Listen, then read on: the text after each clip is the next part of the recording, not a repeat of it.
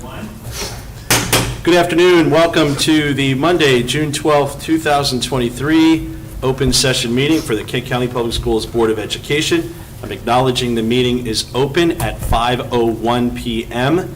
The next item on the agenda is the approval of the agenda. The administration is recommending the approval of this agenda as presented. Looking for a motion to approve. I'll make a motion to approve the agenda. Ms. Sullivan has the motion. Do we have a second? I'll second the motion. We have a second by Ms. McGee. Any further comments or questions? Hearing none, we'll go ahead and call for the vote. All those in favor? Aye. Opposed? Hearing no opposition, the motion passes. Thank you.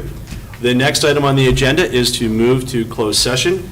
The Kent County Public Schools Board of Education members, this board, Dr. Karen Couch, the superintendent, Mr. Dan Hushin, supervisor of human resources, and Adam Constas, legal counsel, and Gail Manley, executive assistant to the superintendent, will move to closed session under General Provisions Article 3-305B for two areas. The first is number one, the topics are applicants for new hires, resignations, volunteers, transfers, extra pay, extra duty, and any other personnel matters. The reason for closed session is that public discussion of applicants and employee names and personal information could discourage people from working for the board and contain sensitive personal and biographical information. Personnel information is protected from disclosure under the MPIA. The second section is Section 9. The topic is discussion of ongoing negotiations with KCPS bargaining units. The reason for this being a closed session discussion of topic is to maintain the integrity of the collective bargaining process. With that being said, do we have a motion as administration recommends to move into closed session to discuss personal items? Can I ask you to read the first part again about the things to be voted on and stuff like that? Applicants for new hires, resignations, volunteers, transfers, extra pay, extra duty, and any other personnel matters. The reason for this. Okay, that's fine. Yeah. I was looking for that. Okay. Okay, thanks. So we're just looking for a motion. I'll make a motion. Mr. Rhodes has the motion. Do we have a second? I'll second. Second by Ms. Sullivan. Any further comments or questions? Okay, hearing none, we will go ahead and call for the vote. All those in favor? Aye. Opposed? Hearing no opposition passes. We will move into closed session at 5:03 p.m. and be back at approximately 6:30. Thank you, everyone. Thank you.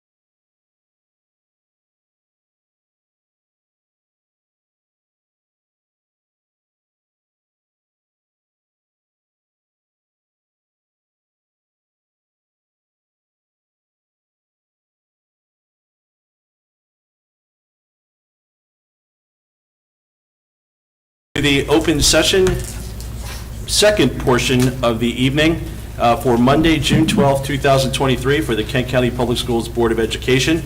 The first item, sorry, Ms. Gale, the time is 6:34 PM based on my laptop. I appreciate that. The first item on the agenda coming out of closed session is to report on closed session. The Kent County Public Schools Board of Education members, this board, Dr. Karen Couch, the superintendent, Mr. Dan Hushin, supervisor of human resources, Adam Constas, legal counsel, and Gail Manley, executive assistant to the superintendent, met in closed session under General Provisions Article 3-305B for two sections.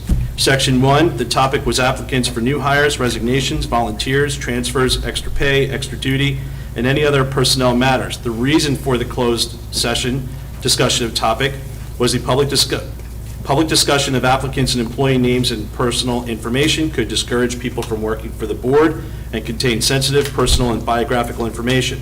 Personnel information is protected from disclosure under the MPIA. The second section was Section 9, the discussion of ongoing negotiations with KCPS bargaining units. The reason for closed session discussion of topic was to maintain the integrity of the collective bargaining process. The session was for information and discussion purposes only. No action was taken. Personnel actions will be voted upon by this board after Section 5D in the superintendent's report portion of the agenda tonight. The next item on the agenda is the Pledge of Allegiance, and with our student member of the board being absent, I will lead. If you could all stand. I pledge allegiance to the flag of the United States of America and to the republic for which it stands, one nation, under God, indivisible, with liberty and justice for all. Thank you, everyone. The next item on the agenda, we have 3 sets of minutes that we need to approve.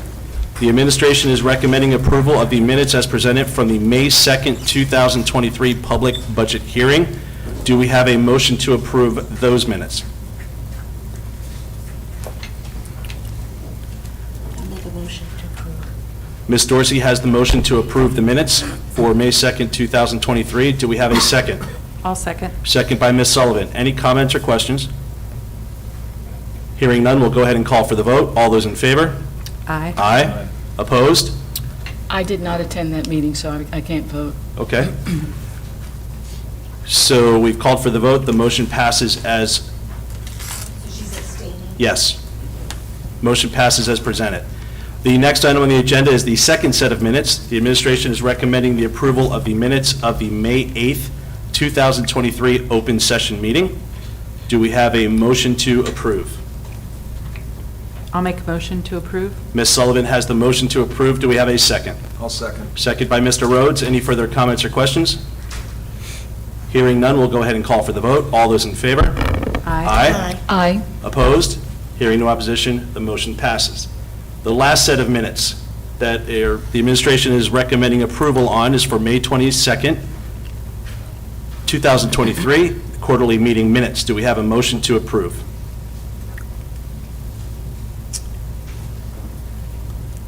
I'll make a motion to approve. Ms. Sullivan has the motion. Do we have a second? I'll second it. Second by Ms. Dorsey. Any further comments or questions? Hearing none, we'll go ahead and call for the vote. All those in favor? Aye. Opposed? Hearing no opposition, the motion passes as recommended and voted. Thank you, everyone. Ms. Manley, do we have public participation?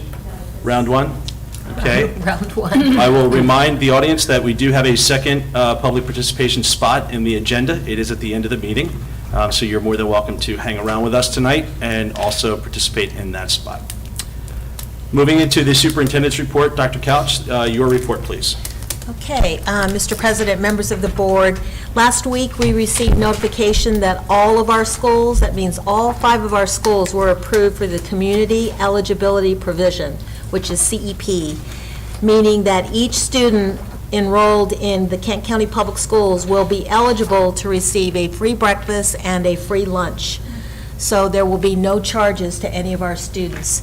And that really is good news, because we'll no longer have to worry about charges at the end of the school year, trying to clear out those, well, I guess if they charge snacks, I guess that's something else, but they're not going to be charging meals, because it'll be free meals for all of our students. That will be at the high school, the middle school, and all 3 elementary schools. Wow. So that's wonderful. But And families should still turn in farms. Yes, yes. Okay. Right. Sorry. I wasn't done. I wasn't done with At that. least First of all, I wanted to say that I wanted to acknowledge Angie Knoll for submitting the application, which was cumbersome in itself. So following through and submitting that application, but it doesn't relieve our students from completing the farms applications, because that informs our funding. So we need to still do whatever we can to get the students to return them. But the good news is, we won't, the line should move much faster through the serving line. A lot of the times, what takes our students so long to get through the serving line is they have to enter their number. We have to add all of that in. Everybody gets the same meal, so, and that's, not the same meal, but they at least don't have to enter in their number to record them accordingly. This is huge. I mean, It's huge. the only schools that were eligible before were Garnett and Rock Hall, is that correct? Correct. Okay, So- everybody was getting the free breakfast, but not everybody was getting the free lunch, Right. so So that's huge. What's the threshold that put us at that? Was it district-wide, or was each school had to make Each a school, certain thing? each school had to make it. Yeah. But we don't know what the percentage is? We do, but I don't have it off the top of my head. Because I know Rock Hall was like 80% and Garnett was 75%, so I just kind of wondered. Right. Okay. Did they- And I know we were did they- close, a couple of the other schools were close. Did they adjust the requirements this year? No. So it was the same? Okay. Thank you. This is an interactive report. Hey, that's okay. Sorry.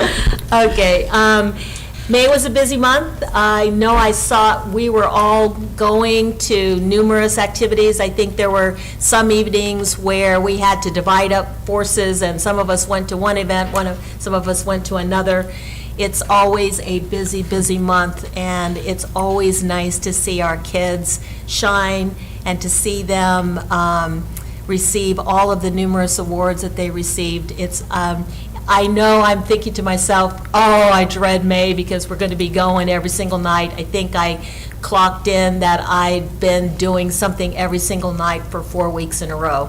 So it becomes a little overwhelming, but I think it's always great for the families and for the kids to see us out and about and acknowledging their accomplishments. So that was great. And the class of 2023 graduation was wonderful.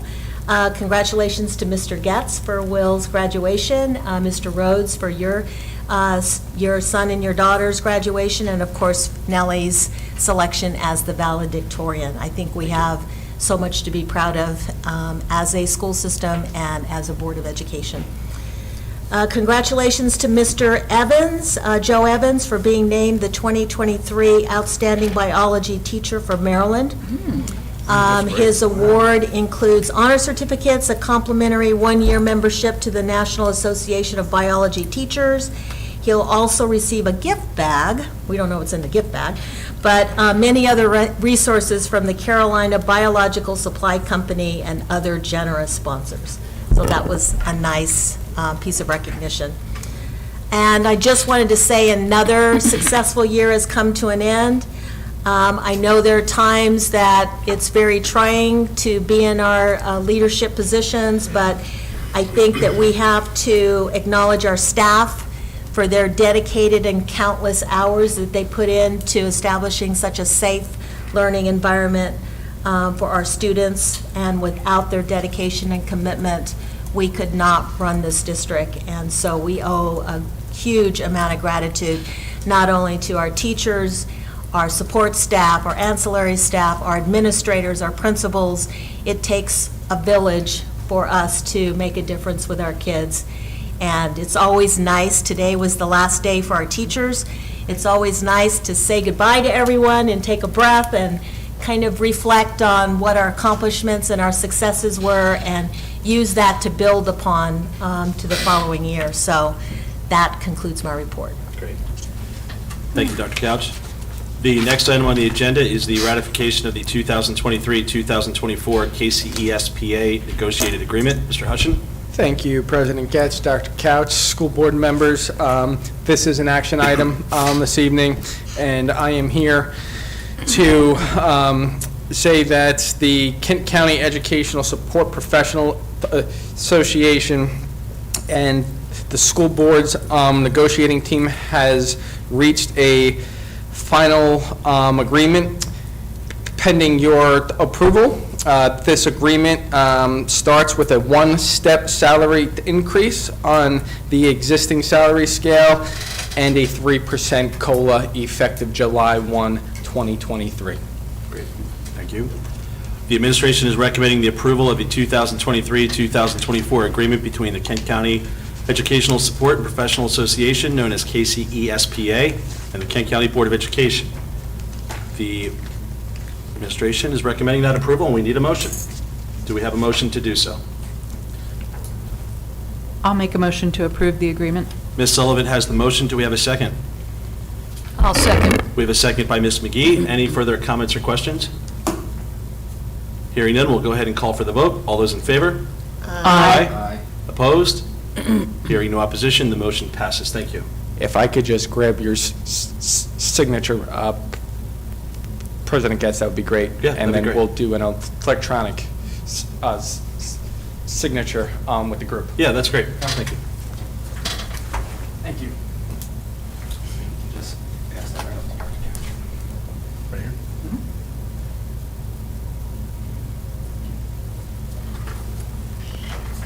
Thank you both. Thank you.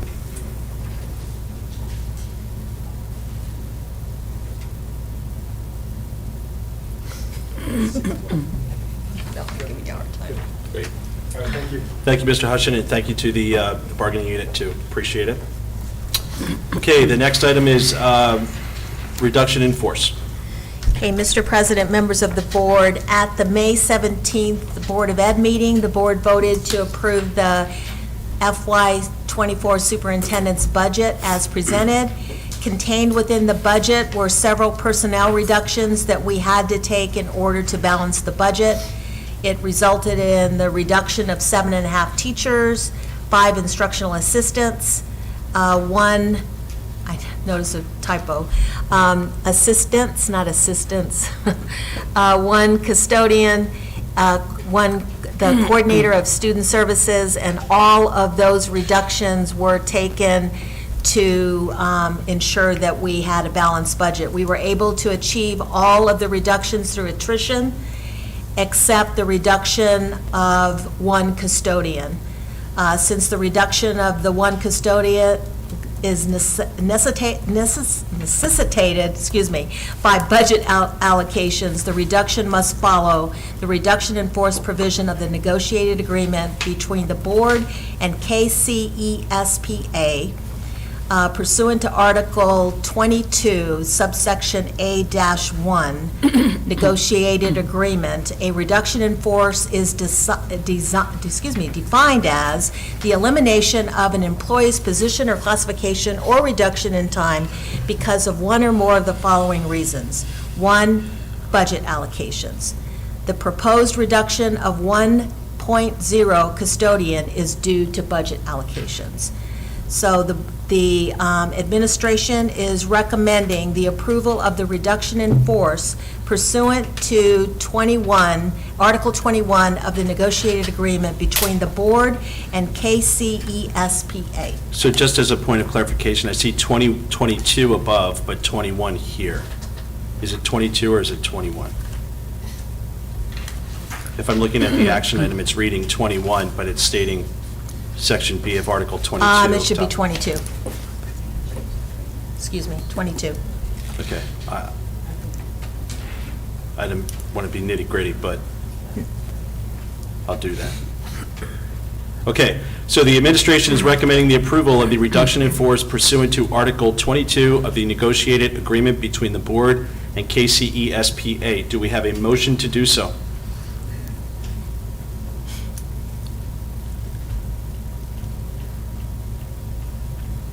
So just for clarification, the, outside of the one custodian, the other personnel reductions were done through attrition, which means that those positions are not, they have not been reduced, they are just not being filled, or They have been reduced, but we've Okay. done it through attrition. through attrition? Okay.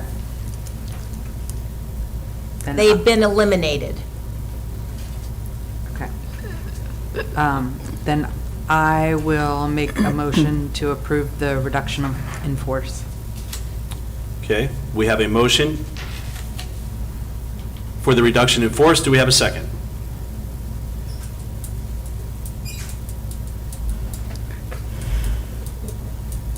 I'll second. Okay, so we have a motion by Ms. Sullivan. We have a second by Ms. McGee. Any further comments or questions? Hearing none, we'll go ahead and call for the vote. All those in favor? Aye. Aye. Aye. Opposed? Hearing no opposition, the motion passes as presented. Thank you. The next item is personnel actions. Mr. Hushin. Thank you, President Getz, Dr. Couch, school board members. Each month, the board receives a report of stated personnel actions. These actions are discussed during closed session, and then a vote is held out here in open session. The administration seeks approval of those stated personnel actions.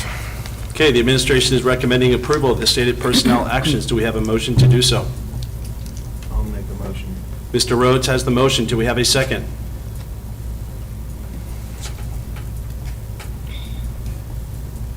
I'll second. We have a motion by Mr. Rhodes. We have a second by Ms. Sullivan. Any further comments or questions? Okay, hearing none, we'll go ahead and call for the vote. All those in favor? Aye. Opposed? Aye. Abstain? Aye. So we have a 3-1-1. Okay. At this time, which is typical of what we've done in the past, I would like to introduce the new principal for Kent County Middle School, who's in the audience, Mr. Buckle. If you would please stand up.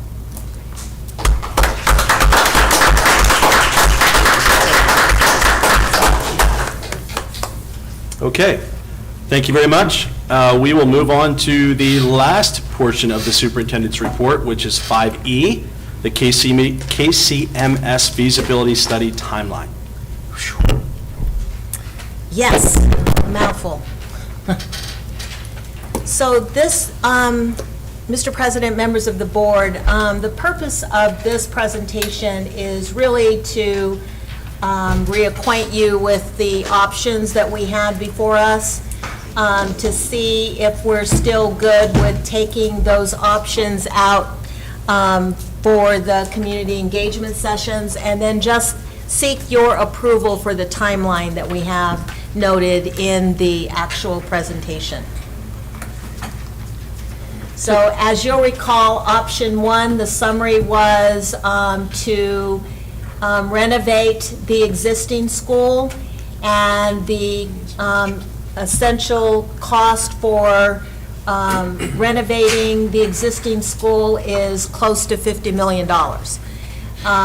There is, we talked about the pros and the cons, the opportunities and the challenges. One of the biggest challenges would be the duration for that project itself. Because students would be in the building, we would have to try to renovate the building while we had some portions of it occupied. The architectural firm that is conducting this feasibility study indicated it would take approximately 40 months to do that. I know that's a long period of time to complete that. And you're looking at putting $50 million into an old building. So we might, we could say we're putting lipstick on a pig, I guess you might say, because it's still going to be a pig and we're just dressing it up. So the opportunities are, we maintain the existing neighborhood site. We support it supports the learning team concept. It improves the building systems. energy efficiency and ADA accessibility, because we talked about the fact that that building has no ADA accessibility in place right now. And I guess there's only one way. We noticed this when we had the incoming sixth graders at their orientation. We had some families that needed wheelchair access, and they couldn't even enter in the front door because of the steps. There's no way, no ramp. So they had to go around the back door to get in. It would improve site traffic circulation and parking. The challenges, obviously, small site, phased occupied construction, long duration, many classrooms without windows. You're not going to solve that. We're still going to have those classrooms without windows. Interior is not ideal, and the majority of the building envelope is not energy efficient. You're not going to change that. And challenging renovation due to existing building systems and abatement of hazardous materials will be challenging. Option 2 is replacement of the middle school at the Chestertown site. So this would be replacement at the existing site. We talked about where the construction would take place. It would essentially, I won't go through the whole floor plan of it all, but it would take approximately 24 months and at a cost of about $55.8 million. The opportunities would be, again, the existing neighborhood, all of the same opportunities that we talked about. It would improve the site traffic circulation.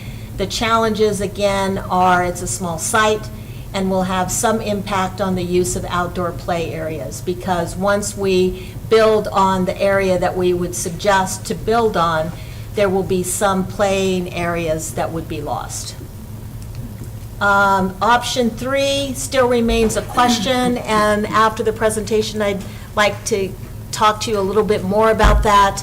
As you heard from our architects, they did explore a couple of options that were potential sites for the new middle school, and one of the sites has already been pre-approved for planning development moving forward, and then the other site that we looked at, the owner of that site wasn't sure that this would fit in with the overall future needs of that industrial site. So I think, and of course, it would be considerably more expensive because you'd have to acquire the land and do some of the utility installation and that kind of thing to support a new construction on that site. Opportunities are the same in terms of the team concept, a new modern energy efficient building organization, and potential for outdoor facilities per the ed spec. The challenges are the sites analyzed are remote and isolated, no educational advantages, unknown whether a property meeting the criteria would become available in the future, and additional site acquisition cost. So that adds to the cost of the entire project if we were to look at a piece of property that we do not currently own. Option 4 is replacement of middle school at the high school site or at the Wharton site. The new construction cost would be estimated at $54.2 million. The duration would be about 18 months. A lot of the same opportunities, but the challenges would be construction on the campus would have some minor impact on the high school and bus depot. So we talked about some of the things that would have to be relocated and some of the challenges we might have on that site, but obviously there is room to construct a new middle school on the Wharton site, and there are some advantages that we talked about. Option 5, I should go back, the duration would still be 18 months as well. So $54.2 million for that. And then the other option 5 is the attachment to Kent County High School. It would be approximately $50.5 million. It would take about 20 months, and the reason why it would take such a long duration is because we have students, we have to do some construction and assigning some of the programs within the high school to new areas and renovating some of those areas. So it would take some time to do that, and it would lengthen the course of the construction. The challenges are comprehensive renovation of the high school is not included, no space near the addition for outdoor play, phased construction due to selective renovation in the high school and tie-in of the addition. Some concerns that we had were, you're adding a new building onto an old building, and so there's some tie-in that would be required. Is that really the way we want to go as a school board? And more opportunity for mixing 5th and 8th graders, because we talked about the fact that they would be sharing the gym, they would be sharing the cafeteria, and there's really no way to tell our parents with absolute certainty that there will be no mixing of the 5th and the 8th graders. I mean, there's going to be some mixing of the two grade levels. Difficulty scheduling gym and cafeteria due to block schedule at the high school versus 90-minute periods at middle school. I don't think it's 90-minute periods at the middle school. It should be it's flipped. 90-minute periods at the high school. I just caught that. Because you're talking about block scheduling. So there's upwards, almost $51 million to do that option. So that kind of captures all of the options in one slide. I think it kind of helps to see it in that way, so you can compare the costs. It's a great slide. My question to you is, before we move forward and talk about timeline, what is your feeling about option 3? Should we, are you comfortable in eliminating that option at this point? Do you still want our architects to spend more time exploring option 3? I think that is the question that we're trying to understand moving forward.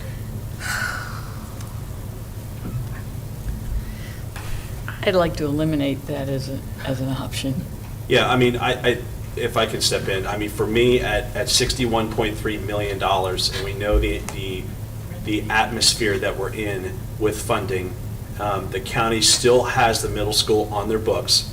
And if we're looking at, 5 very well thought out plans or options, if I look at these 5, for me, number 3 is the least appealing to me, not only for cost, but there isn't much options in that space. So then it just eliminates and takes it, when you look at the bigger picture and look at location and the couple locations, whether it's Chestertown or Wharton, I think there's some pretty solid options there. Yeah. So that's only my opinion. I don't think that we should continue to send our architects on a goose chase trying to figure out where can we fit a middle school. It just doesn't make sense to me, but that's my opinion. If we had some more concrete options of potential sites that could work for this project, then I would say, yes, let's present those sites, because, the structure would be about the same. It would just be Right. location, but no sites have been identified. So I would agree. In addition to the cost, right now, there's no educational advantage, which Right. I think is a huge part of it as well. And we have the land. Yeah. I mean, option 3 is someone else's land, which I'm not saying isn't bad, but there's an acquisition cost to that, right? So Right. the other 4 options are on our land. Yeah. So I'd like some consensus. I think I heard Trish is in favor of eliminating it. You're in favor of eliminating it. What about I'm you? in favor of eliminating it. Ms. Dorsey? Yes. All right, so that, I think that helps us so that we can channel a lot of our work into the options that really make more financial sense and also positive gains for our students in all of the challenges and opportunities that we spoke about. So I think that's helpful. The architects were hoping that that is where we would land, but I certainly didn't want to speak for the board, and I wanted to give an option of talking it through again, and I know you heard a very lengthy, we spent a little over an hour with our presentation last month, or not last, yeah, at the end of last month, and really sorted out the sites that we were looking at and the information that we had at hand with potential sites that could possibly work. But I think I agree as well with the price tag, and really, you know, if you start going north outside of Chestertown, what's the advantages of building on that site versus going a little bit further and building at the high school site? And of course, the owner wasn't really sure it fit within the thinking that they had for the industrial park. So the owner was not really convinced that this would be a suitable project for that, for the land there. And then the other land that we looked at in the Radcliffe area is already moving in a different direction. So, Okay. so what I would really like to talk, I thought that there was, There should be one more. It's on the bottom of that. oh, I'm sorry. Let's see. Let's see. There is a No, thing at the it- bottom of it, next steps. Huh. I don't know why it's not there. The next steps, okay, so it's not on there. So I need to go back to my, It should be slide It's on 7. the one that's, yeah, it's on that one. okay, let's pull that one up. I think when we sent the other one, we must have sent, because it's easier to operate on a non-PDF. There it There you is. go. So this is the PDF file that was on the Elm Board Docs, and this is really the slide that I wanted to focus on. We wanted to talk about next steps at this board meeting, hopefully look at the options and see if there were any of the options that we wanted to eliminate. We agreed on eliminating number 3. We're proposing 2 community input engagement meetings. The first one would be June 20th at Kent County Middle School, and it would be at 6 o'clock at night. We would have it in the media center. The second community engagement meeting would be on June 28th at the high school in the auditorium. If the board members approve this timeline, then we will send out those letters, those social media invites, and get it, just send it as much as possible to all of our parents at the elementary school, at the middle school, and try to encourage them to come and listen to what we have so far with the feasibility study and secure some of their input. After we have those meetings, I would propose that we would meet again in July and hopefully narrow some more of those options so that we can start narrowing our focus, and then determine which are the viable options that we may decide at that point there's only 2 options. And we would narrow it down to those options, and then we would present to the county commissioners to obtain their input and allow them to engage in the process itself. And then at the August board meeting, we would ask you to select the number 1 option that you have for moving forward with the project. And then project implementation would be to be determined at that point in time. We talked about, we have several options available to us. I think that I would like to pursue, once we get to that point and we select the number 1 option, I would like to propose that we move forward with engaging with our delegation to determine if the state is able to provide us with more funding at a higher level. We talked about, it has been done in the past. At Garrett County, they were in a situation where they were 50-50 with the local government providing 50%, the state providing 50%. They engaged their delegation, and they were able to secure a higher level of funding from the state for that one project. And so I have had an opportunity to have one-on-one conversations with our commissioners, and I brought it up during one of the times I was engaging with them at the many work sessions that I attended, told them that we had this opportunity to potentially go forward with some legislation, and they were very positive about they would be willing to write us a letter of support if it meant that we could engage our delegation in terms of trying to see a higher percentage. One of the things that's been interesting, at Caroline, the state shares in 87% of their new construction projects. Wow.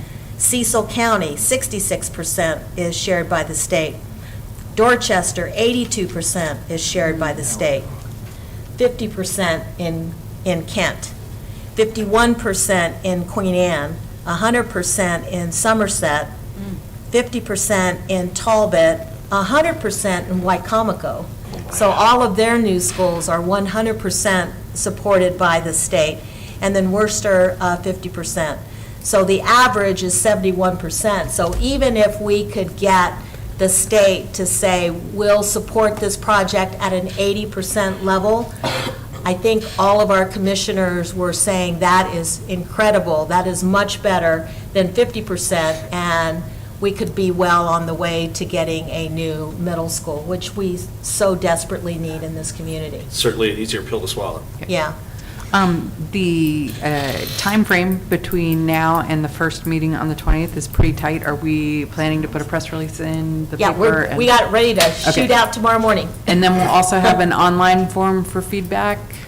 Yeah, what we're going to do, we're not going to do an online form for feedback, but we are going to share an email where they can share some of their concerns, comments, if they want to email us. I just worry that we're in vacation time and people that's what might be I'm- away and not. You know, we'll see. We'll cross that bridge when we get to it. If Okay. when we get, I mean, we are kind of butting up against some timeline. Right.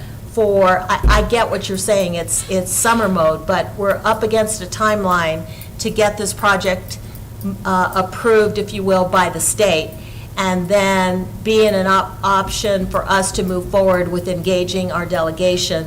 The longer we wait, the less likely it is for us to move forward with that. So, but, you know, we'll cross that bridge when we get to it. If when we get to the July meeting, we only saw 2 people come out to both Maybe meetings, then I extend it. guess we'll have to Okay. revisit that. So that's what I was going to ask you, because the first meeting is a week from tomorrow. Yep. Right. And most families are probably thinking, we just got out of school yesterday or whatever. And I just thinking back to when we had the community listening sessions the first time, we really got only, the last meeting was the one that we got really any attendance of any At the middle measure. school. So, Yeah. hopefully, I'm just saying what Ms. Sullivan was saying, and what I hope you were saying, is that there could be some flexibility come July 10th, if on July 20th and 28th, we get nothing. Yeah, you know, in reality, the feasibility study does not require input from the community. That's another layer that you chose or asked us to do.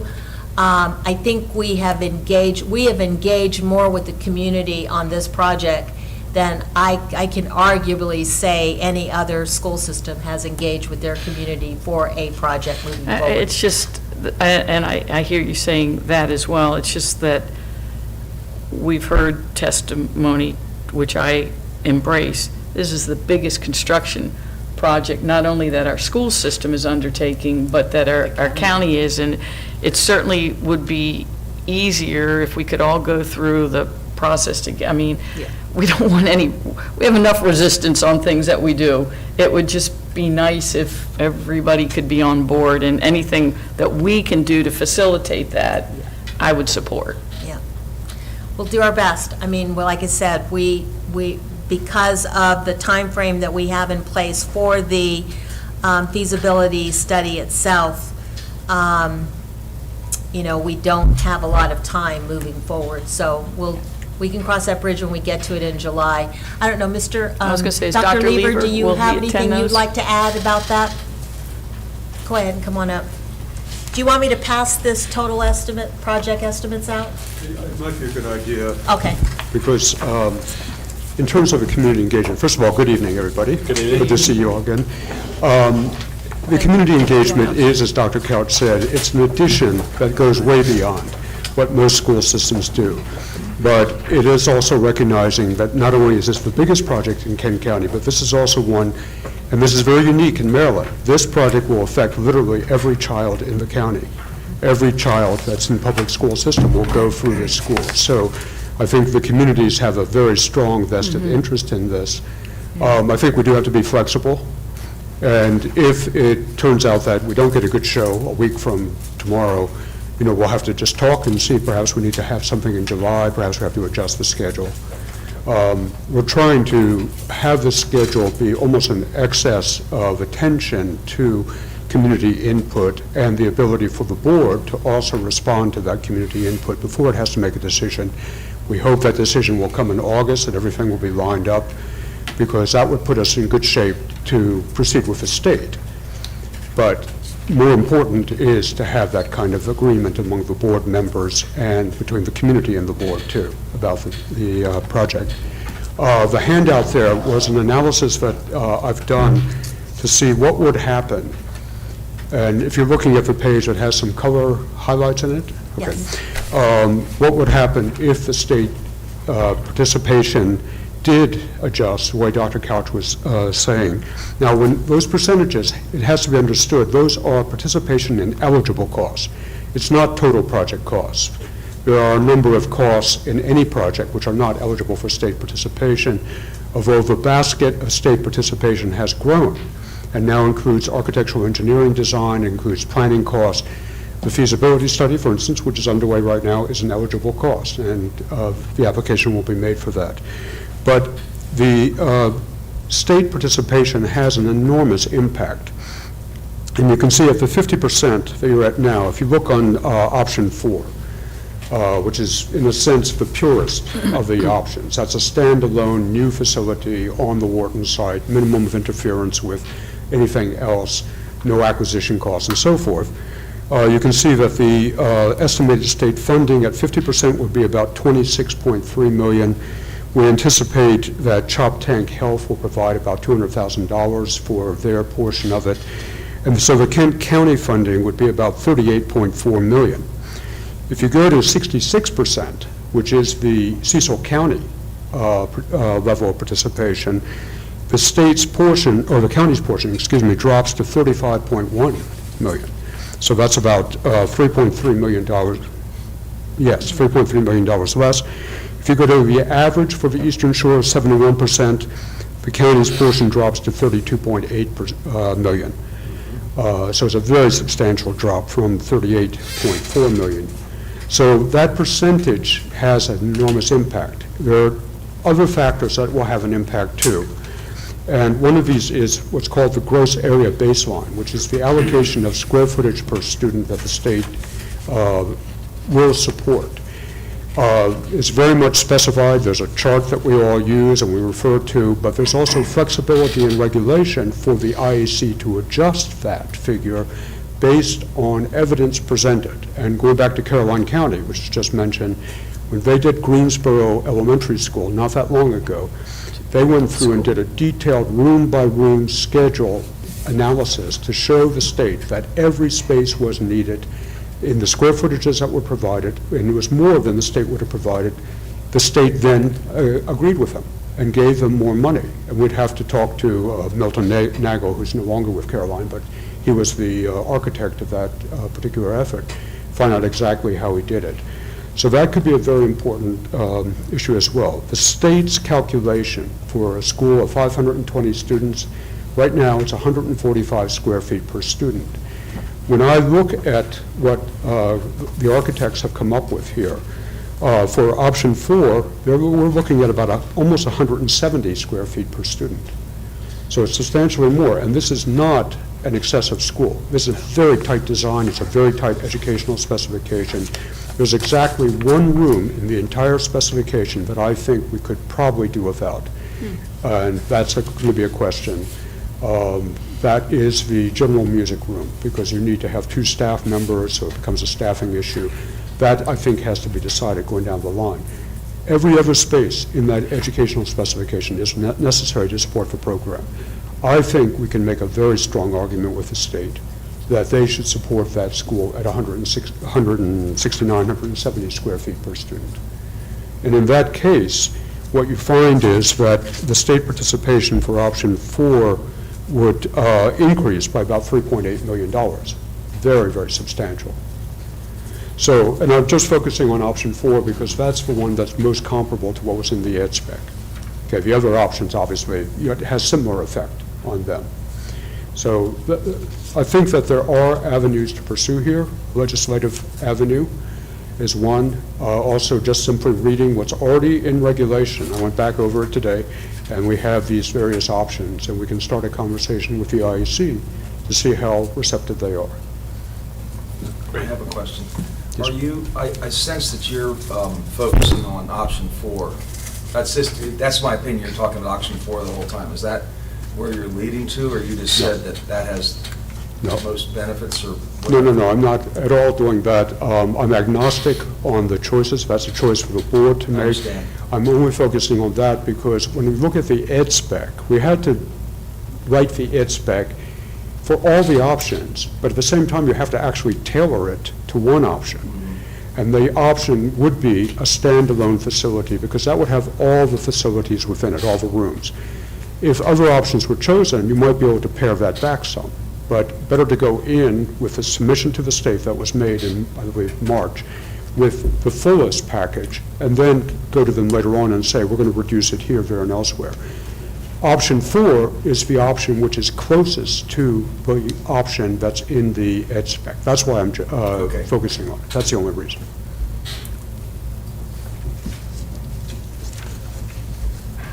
Okay.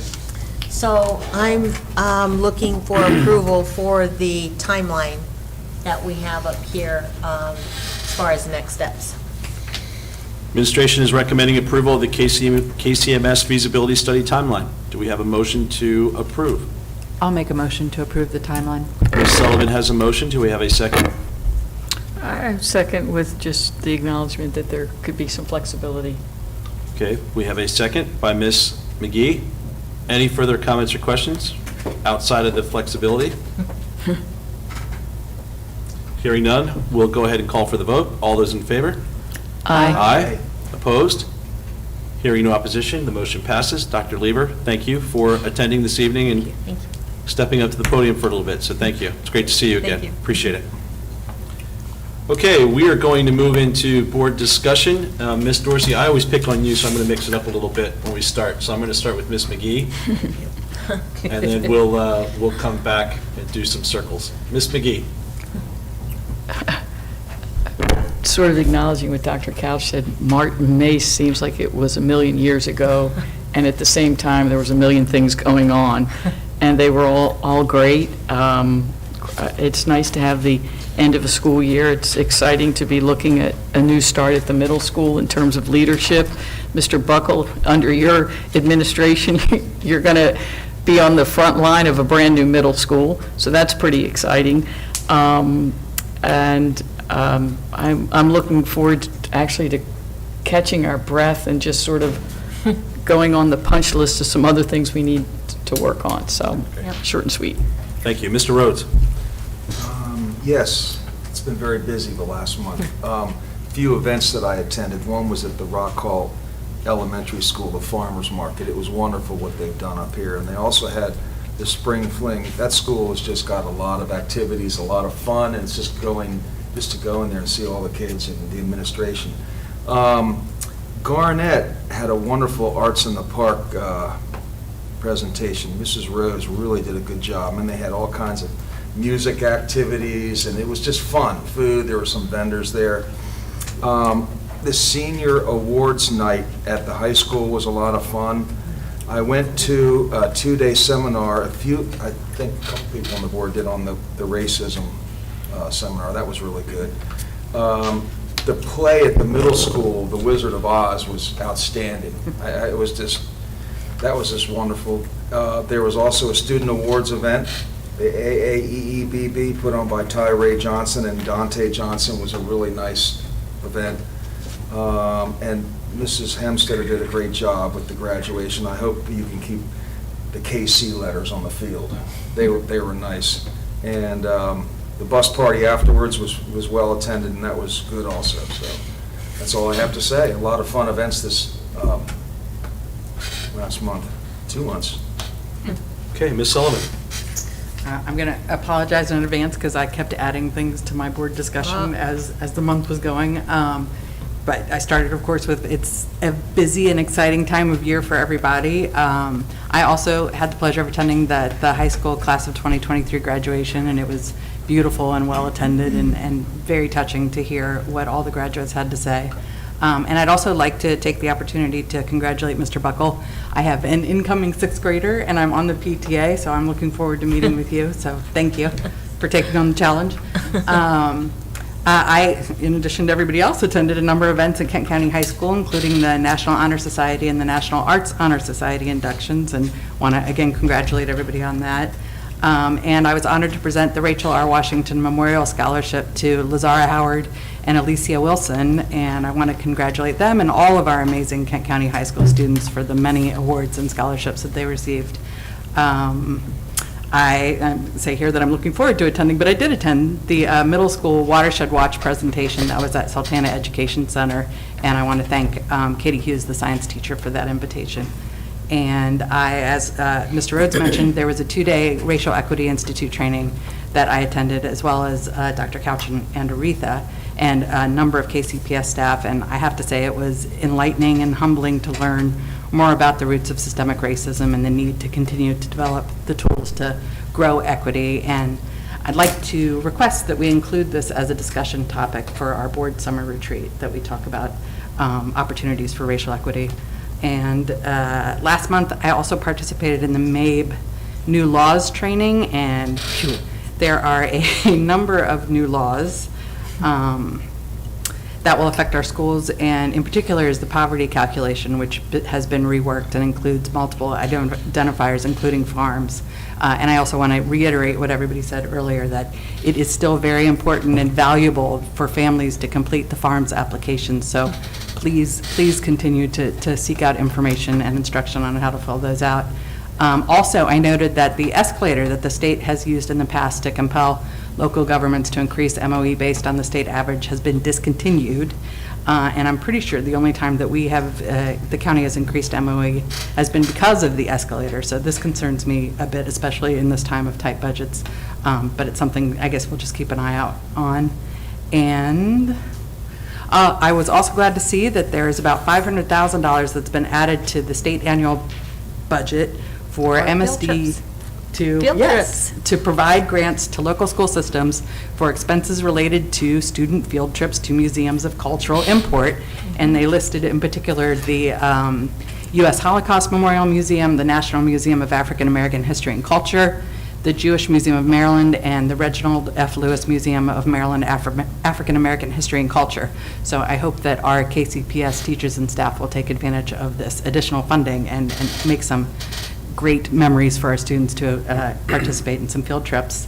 And at the May 16th Citizens Advisory Committee meeting, we recognized our outgoing members for being part of our inaugural committee. I'm just going to name them here: Jennifer Glenn, Jody Bortz, Bill Fluke, Maddie Messick, Harold Somerville, Phil Tickner, and Julie Dunlop. I want to thank you all again for your time and contributions to the KCPS Citizens Advisory Committee. You've set the standard for thoughtful and open discussion, understanding of KCPS resources and challenges, and investment in your role as a CAC committee member, so I thank you. And the next CAC meeting will be held on July 17th, and will include our newest members, and the agenda will be going out shortly. So thank you all, and I apologize again for the long message.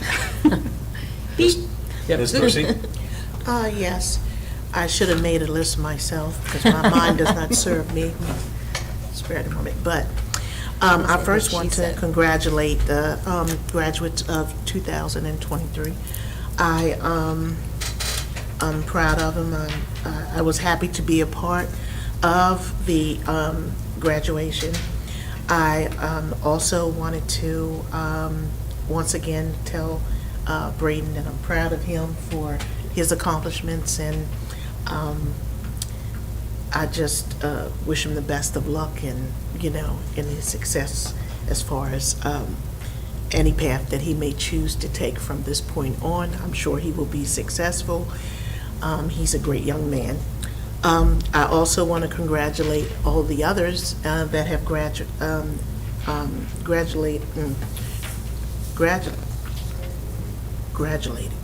What? Wait a minute. I can't get it together. But anyway, you know what I mean. I'm sorry. The 8th grade graduation, and I got it together, okay. And the elementary in Galena as well as Rock Hall. I was a part of the one they had in Chestertown to the Kent County Middle School, and then in Rock Hall. Of course, I had 2 grandchildren graduating, so I was very much proud of them and all the other students that were a part. I also, most of the things that have been mentioned, I have been a part of. The senior award night, I'm sure I'll miss something as I'm talking. All right, now I can't even concentrate on it. But it was a lot of different events that we've been a part of in the last month. I was happy to be a part of it, and I also want to congratulate the AAEEBB, Tyree, and all the other ones at the high school. I was actually a volunteer for that, so I enjoyed my time there.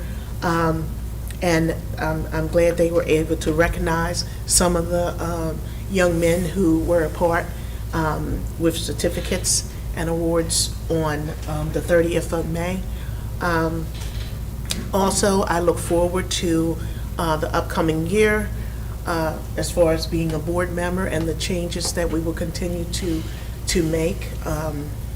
This is not easy. I thank everyone for the hard work, all the staff at the board who's worked with our superintendent and us as board members to try to balance this budget. It's a lot harder than you think until you get here and you really see all the ins and outs of it. It's kind of easier to be on the opposite side and not have to be in it. So just being in it and really seeing what they have to deal with to try to run the school, but I'll put it this way, it's a priority for our students to have success. It's a priority for all of them to be able to learn. But right along with that, we have to have the resources, and right along with that, we have to be able to keep the school running. And that's not easy. I'm hoping that we can work towards somehow doing both things with ease and not being so hard, because one does depend on the other. So I'm hoping that we can achieve where we can get to a place where we have the funding that we need and we don't have to go through so much and cut this, or rob Peter to pay Paul, just to try to get our children an education that they deserve. And so that's very important to me. So over the years that I will be serving here, I hope to see that before I leave. I also want to congratulate Mr. Buckle. I do know him from the high school when my son was there, and I was a parent that was always there. He knows that. So I want to congratulate you on your new position. I wish you the best. If I can do anything to help, I'm willing to volunteer. So other than that, I'm just going to end it there. Okay, thank you. Again, everything that's been mentioned, it certainly is a very busy time of the year. I had the privilege of actually enjoying it my last time as a parent. And as I sit, it was kind of very surreal getting to the end of the year. Obviously, again, all of the events I think I clocked well over 112 events this year that I've attended for Kent County Public Schools, and that's not including MAVE, and that's not including, testifying and doing some other things, just Kent County. But what I'd like to say is I'll put my parent hat on. It's not lost on me as to what everyone, from this office to every school, from support staff to teachers and administrators, as to what you've done to make both of my kids extremely successful and ready to launch. I've always told my children that it's always been my job to clear the runway for them to take off. And what I realized at the Kent County Public School retirement ceremony is that it wasn't just my job. And so it was, excuse me. Kleenex, please. It was everyone there. And so it was very hard to actually be in that space. I had every intention of speaking, so Mr. Hutchin, I'm sorry that I didn't step up and say something. But looking across the room and looking through this room and looking at everything that each of you have done is just incredible. So, thank you. That was not planned, I'm sorry. Okay, so, yeah. I would just say it was a very surreal retirement ceremony because, as I stated, when we were acknowledging and recognizing our retirees, for me, having been here for 10 years and knowing the work of those employees so intimately, it was difficult to say goodbye to well-respected,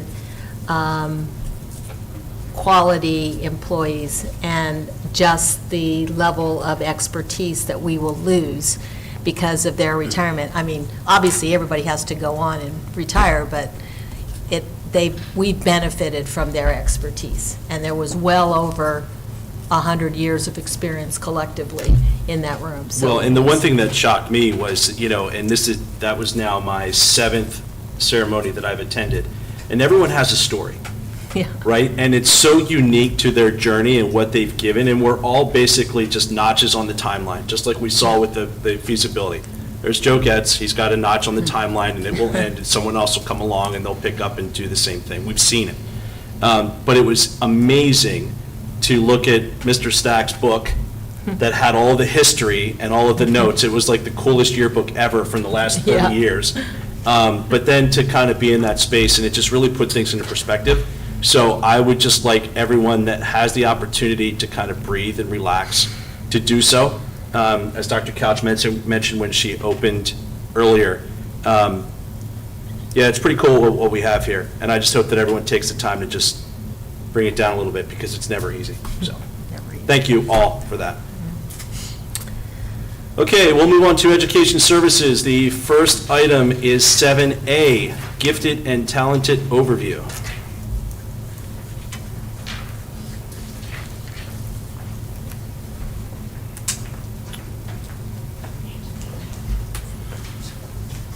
Good evening, President Getz, Dr. Couch, members of the board. Tonight, Amelia Markosian, our local accountability coordinator and gifted and talented facilitator for the district, will support me in presenting tonight an overview of what has taken place within our district and schools over the past year with regard to gifted and talented programming. You may recall this time in the beginning of the school year, we had an opportunity to talk about a new initiative brought on by Marilyn Leeds.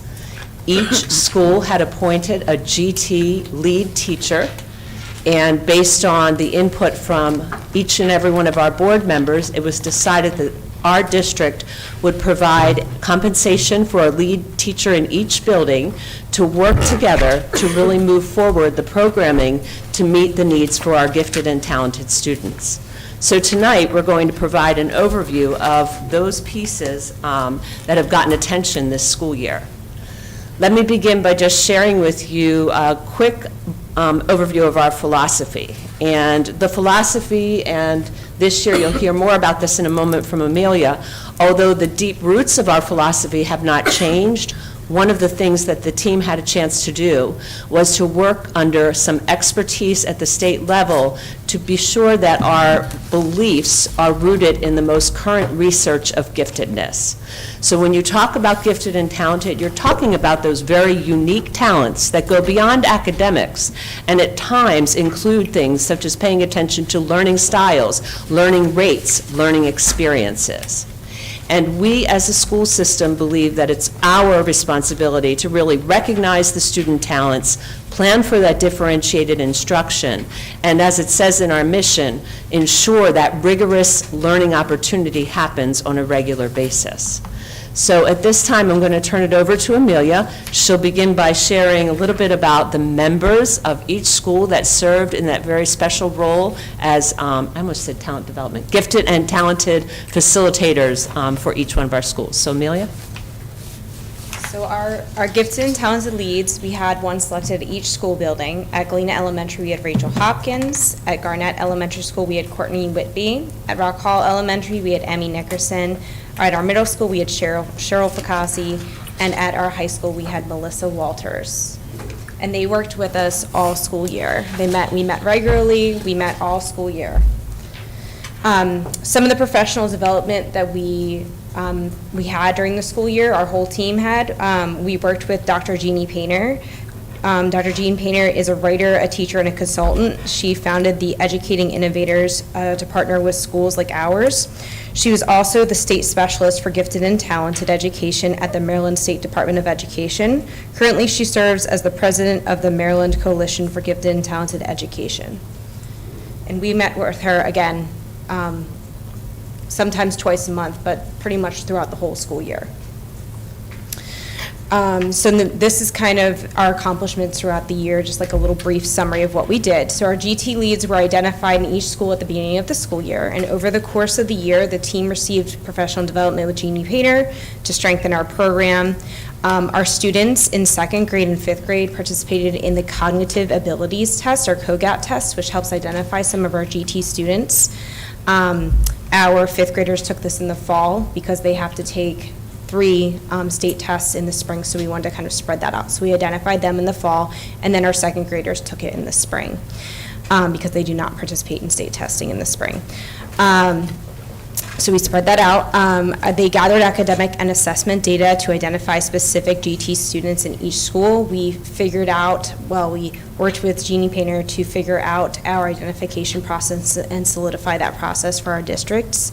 For our district students also went through the student support team for this identification process. So once we as a team worked through the system to gather data and look at assessment data and academic data, we were able to bring this data and these students to each school, to that support team, to kind of go through and talk about each student and see if any others were recommended and talk about that process and what that would look like at that school.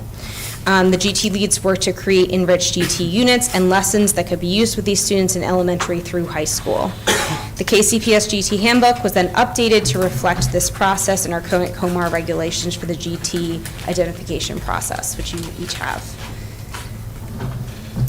So some of our accomplishments: students are already identified for the start of next school year, starting in 3rd grade all the way up through high school. So we have our GT students identified, which we had a little bit before, but the identification process kind of got a little hairy through COVID. So we have that identification solid, and we know exactly who those students are. The identified GT students started to receive GT enriched lessons during academy time during the school year in elementary, middle, and high school. COGAT data recorded that the 5th grade, the COGAT data that we had was a component of the STEM identification process. So we have our STEM starting in 6th grade this year, so we used that data from 5th grade to identify for our 6th graders, which is really great data to have. School staff teams at all KCPS buildings collaborated to meet the diverse needs of our GT students. It wasn't just our teachers, sometimes involved some of our technology support. All of our teachers came together to work with these students, so this was a really great opportunity. All right, students received advanced academic opportunities when working through the problem-based learning lessons. They applied their knowledge when considering current and relevant topics. This was a big component of Dr. Jean Painter's professional development with us. She elaborated that relevant topics and problem-based topics were really important for students to focus on. That natural phenomena that they might even see in their schoolyard is really important for our students to be thinking about. And that way they're more engaged also because they're realizing that there's a problem and they're thinking about it. So all of our lessons related to problems. Specifically, our middle school and high school students were focusing on what everyone here was just talking about, a new school building. So there's a lesson focused around building a new middle school. So it's a really cool subject for our high school and middle school students to be thinking about, and there's opportunities for them to kind of play around with some digital aspects of like actually physically building a school, which is a really neat component. They received training on creating these engaging lessons, the components of the lessons that focused on the issues that are relevant and meaningful to them. Some of these lessons also involved environmental concepts, they involved community service concepts. So our students really took ownership and they took part in actually like talking about and picking what some of these topics could be also. The topics utilized Common Core standards and NGSS standards, as well as some of them involved environmental literacy standards. So our accomplishments at specific schools. Gwinnett Elementary they identified their students and they met a couple times weekly, and they had inquiry-based projects that were designed to build curiosity and foster skills for independent learning. So they focused on a carbon footprint impact study completed by the 5th grade students. That was a really big accomplishment that they were very proud of. Garnett Elementary, they used a tree unit, which I think you saw pictures of on the other slide going back, but they focused on a tree unit, and they were really proud of that. That it was tremendous trees, which came from the Primary Talent Development Guide, and they had a Title I tutor at Garnett that helped provide instructions to these students during academy time. Rock Hall Elementary School students participated in also a primary talent development units during academy time, and they specifically worked with technology and resources in the school's makerspace to enrich their understanding of STEM concepts, and they worked with our technology support at that school. The middle school created a data-driven process for identifying, they used the identification process for identifying GT, which looked a little bit different than the elementary because they had a different set of data. So we worked through that together, and they participated in opportunities throughout the year during scheduled enrichment time. And they had a unit that they shared a unit, like I said, the one that was the concept of building a new school, they shared that with the high school, so the two lead teachers built that unit together, but then they each individually built their own unit.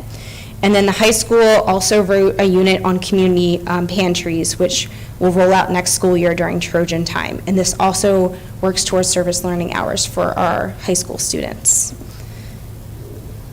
And I believe that was kind of where I wrapped it up. Did anybody have any questions about our gifted and talented? How many, if you're, this might be a question that you can't answer, how many kids are involved in G&T? So Comar says that we have to be right around like 15-ish%. So we kind of are looking at our data and identifying students that are really at our high academic standards and are really, really gifted in specific areas. Mm-hmm. So we're right around that percentage in each grade level. So I think we hear a lot about enrichment programs, so or intervention programs, and it's nice to hear more about the enrichment programs. And I'm wondering, and the process may have changed since this occurred with my kids.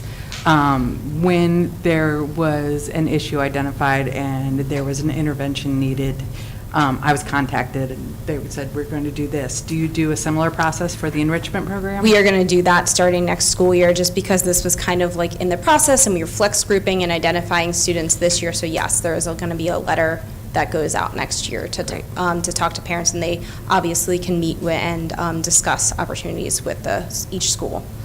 It's timely also, at our last Citizens Advisory Committee meeting, Dr. Keene came and did a presentation on the new SST form and process. And so we got a very comprehensive understanding of that. So I actually thank Dr. Fluke for having that on our agenda.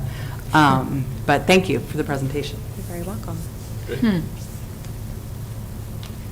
Great. Any other questions? No, I just want to thank Amelia for all of her work on this area. I think this is one of those areas that we really needed to focus our attention on in not only meeting the needs of our students that are not at proficiency, but also pushing our gifted and talented students to push forward. And I know it's harder to grow our gifted and talented students, so focusing on them is incredibly important. So thank you for your work in this area. Well, because there's the perception that we don't have this. Yeah. So I think it's important to publicize it and grow it. Yes, and Dan DeVilli is helping me update the website, so we're going to put it out there.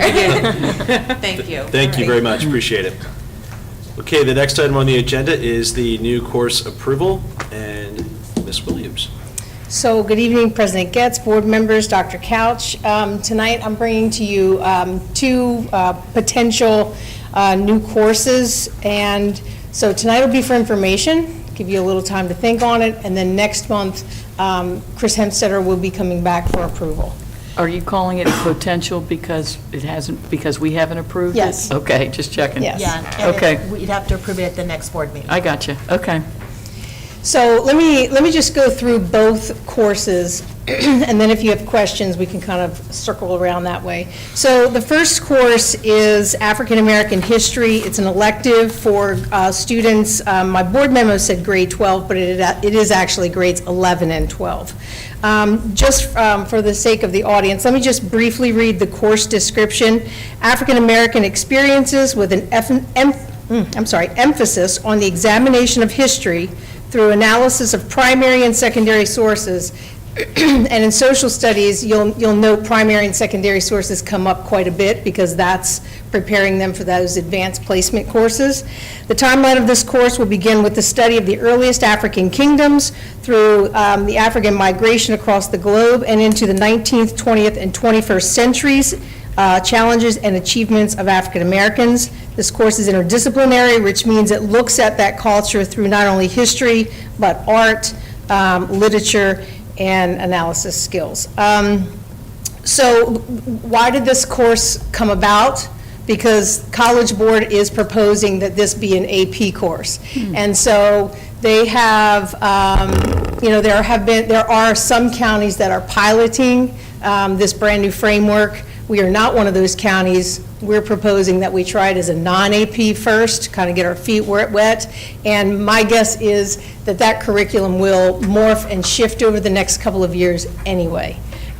So the link that you have on that board memo will take you to College Board, and it'll let you look at that framework. So that's essentially the topics and sort of the syllabus that you would see the students studying.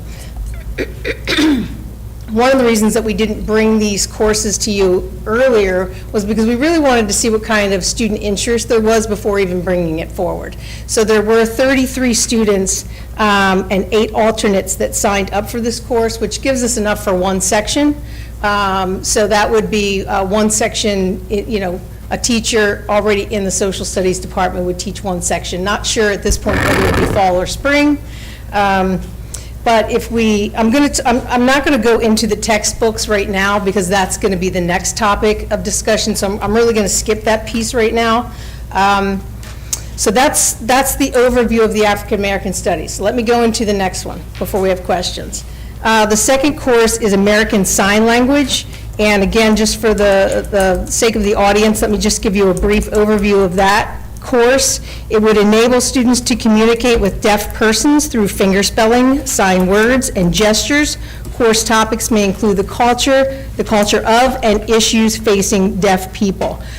So again, one of the reasons, there were a couple things that sort of pushed us in this direction. Number one, that we'd really like to offer more than one world language. And number two, with the retirement of Ida Nab, it's, finding a Spanish certified teacher is not easy, and so we thought maybe this is the time that we branch out and see what we can find. Now, again, there are a lot more to be determined with this course than there are with the African American Studies because, depending on if this is approved, we're going to have to find someone to teach it, right? And then we're going to have to spend a little time probably with another county that already has this course in place, working with them on, what are the instructional materials that you're using, what does the framework of the curriculum look like. So, I mean, even if we were to offer this, I'm not sure that we shouldn't push it to second semester just to give us time. I don't know. Are there any other school districts that are offering? There are, but I'm not, I know Ms. Hemstedter's the one that did a lot of research on this. I'm not sure, I know the larger counties do, but I'm not sure if any of the Eastern Shore counties do or not. She may know the answer to that Okay. question. But look at it's interesting, look at the interest. 99 student requests with 11 alternates, Yeah. so, yeah. Can I ask a question? Sure. About the About the first part? previous, Yeah. mhm. I just wondered if, considering Kent County has such a rich history, period, and we've got Chesapeake Heartland and some Right. other things, if we go forward with the African-American History Project, is there going to be an opportunity for partnerships locally? I would think we would be missing a pretty unique opportunity Yeah. if we did not partner. Yeah, okay. Yeah. Gotcha. It's funny, I had a similar note as Trish, that I could envision there being many opportunities for both of these new Yes. courses. Yeah. And I think strong interest, I'd say, for both courses. So I'm excited to have these additions, and Yeah. whether they start first semester or second semester, I think it's a great addition to Yeah. our school. Now, if you want to see, and this is just kind of a side note for currently and in the future, if you go to the website, Kent County High School page, on that left-hand side where you see a lot of the links, if you go to the left-hand side at the bottom is the program of study. So that's our, that's where you'll find that's where you'll find all of our courses that are offered. I mentioned, And it's, as Ms. Manley says, it's also attached to our board docs. I mentioned this to Mrs. Hemstetter, I guess about 6 months ago, but there's a lady who's a customer of mine who's from Washington, and her last name's Loveland, and she is an African-American, and that's what she specializes in sign language, so. Oh, how about that? Well, maybe pass that name along. yeah, I'll- I did pass it Oh, along. you did? Okay, Oh, you did? okay, great. So I would also, obviously, it would be, it's one thing to have the approval to do the course. If we're actually, we'll have to see, what kind of applicants are out there, and certainly that'll play a large role in if we're offering this or not, of course. So, this was just for information. Any other questions? I just want to thank you for considering it. Thank you. Thank you, Ms. Williams. We'll go on to the next topic, next new textbook. Okay, so the next kind of obviously directly relates to this. So we followed the county's procedure for textbook adoption, and again, this is a 2-month process. Tonight is for information. Ms. Hemstetter will be back in July to talk about the approval process of that. And as you can see with looking at the board memo, I mean, there's a lot of factors that go into it: readability, engagement level, multicultural representation, online resources. Now, the committee did settle on 2 books. This was their first choice. And I will say that, 2 things here. On the board memo, I only included a hard copy. Yeah. And here's the reason I did that. I mean, we have the information for a digital license, and of course, initially, it's going to seem like it's so much cheaper. It's $50 a license, which would be a total of $1,500 versus the $5,000. To me, here's the downside to that. It's an annual fee, right? So, the companies want to sell this as much better because you always get the updates. But here's the one thing I want to caution about just a teacher and their lesson plans. You got to make sure whoever's teaching this, if you're going to offer this online version, they better be making sure that they're paying attention to what the changes are, because they're going to constantly have to update those lesson plans to make sure it's aligning with this online resource, which is not a problem. I'm just pointing it But out. wouldn't that be the same thing if you bought the textbook? You want the most up-to-date edition of the textbook. Yeah, yes, and we would. I mean, but think about it, we're probably not going to buy another textbook for this for, I don't know how many years. Yeah. So, I mean, we have the information for both. Just, you know, that's something that you can think about, knowing that we pay about $5,000 up front, or $1,500 every year. So just, and we can go either way. We just wanted you to have that information.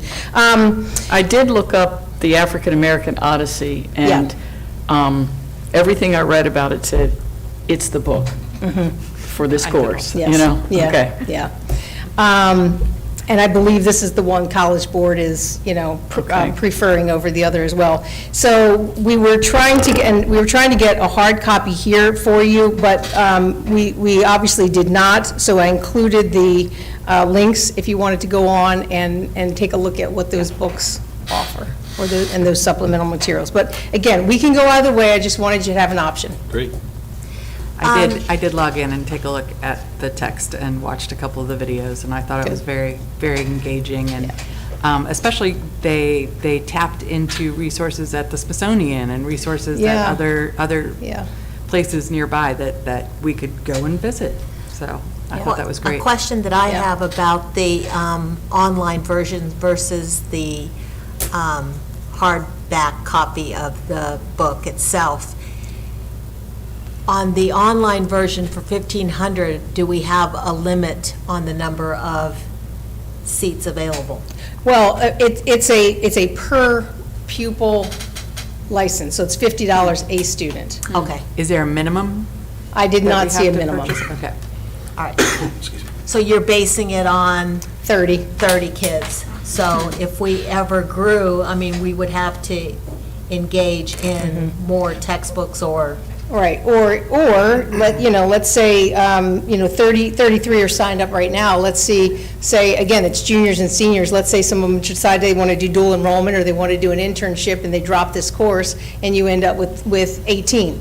Well, then, that price is going to drop too. Right, that's So, true. I mean, there's pros and cons to both. right, okay. Just wanted to make sure I understood that. Okay, that was for, I just want to say, I think it's kind of exciting to have something so new and different. Yeah. that we might Yeah. possibly be offering. Yeah. So, and I think, and again, I think the teacher, there are a couple teachers that have been identified, and they're fine with either resource, online or hardback. Okay. excellent. Thank you. That was for information only. Appreciate it. Thank you, Ms. Williams. I'm here for the next one, too. Awesome. Sticking around. It's all good. The next item, procedure 600-47, home hospital teaching, Mrs. Williams. All right, here we go. Let's switch gears. Let's hop to the student services side of the house here.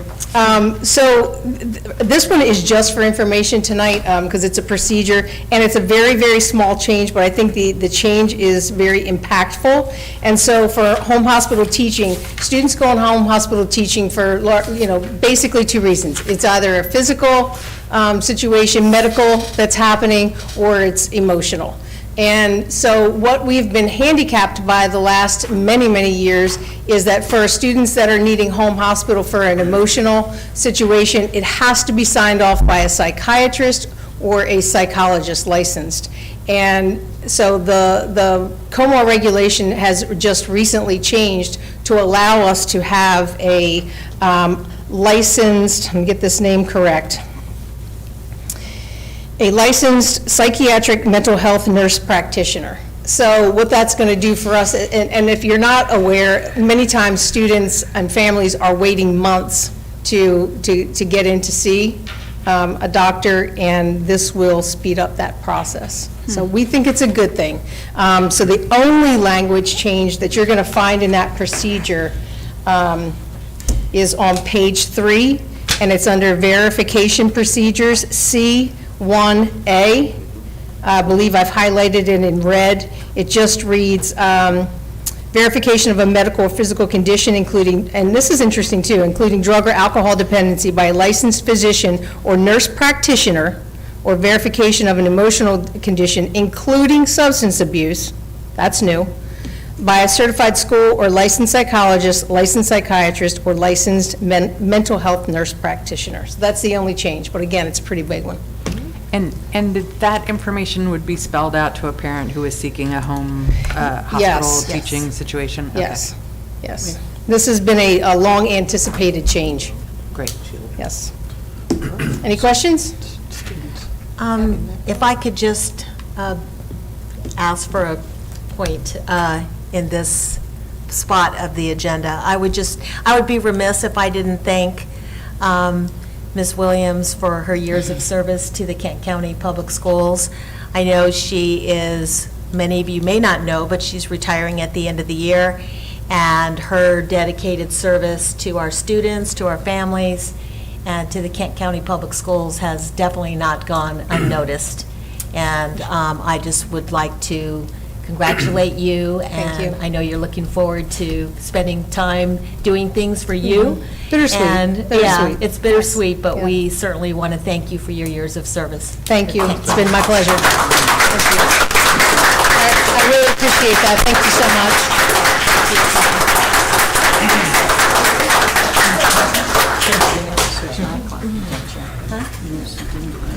Ms. Williams, and just for the record, you were one of the main reasons why I lost it tonight, so thank you. Appreciate you showing up. Thanks. Okay, we'll move into Section 8, Administrative Services, Expenditures, Revenue Report. Ms. Stewart. All right. Good evening, President Guest, Dr. Couch, members of the board. Tonight, we're going to go over the monthly financial report. We'll start with our cash receipts. As of May 31st, 2023, for Fund 1, we have received about $36.2 million, Fund 3, $5.5 million, Fund 5, $1.6 million, and Fund 7, $0, for a total of $43,351,255.18. You would note here at the current expense fund that we have expended about 98% of our budget when it comes to current expense. I also want to note here, this is pre-recodes with grants. This is before we have to do our reconciliation at the end. But I do want to note that because we are kind of technically close, but this just adheres to how tight we need to be with our budget. As we move forward with school construction, this is just showing what we've expended thus far, the different projects that we have, and as you know, with school construction, we get pretty much funded from that between state and local, so this kind of gives you the overview as of May 31st, what we have expended on.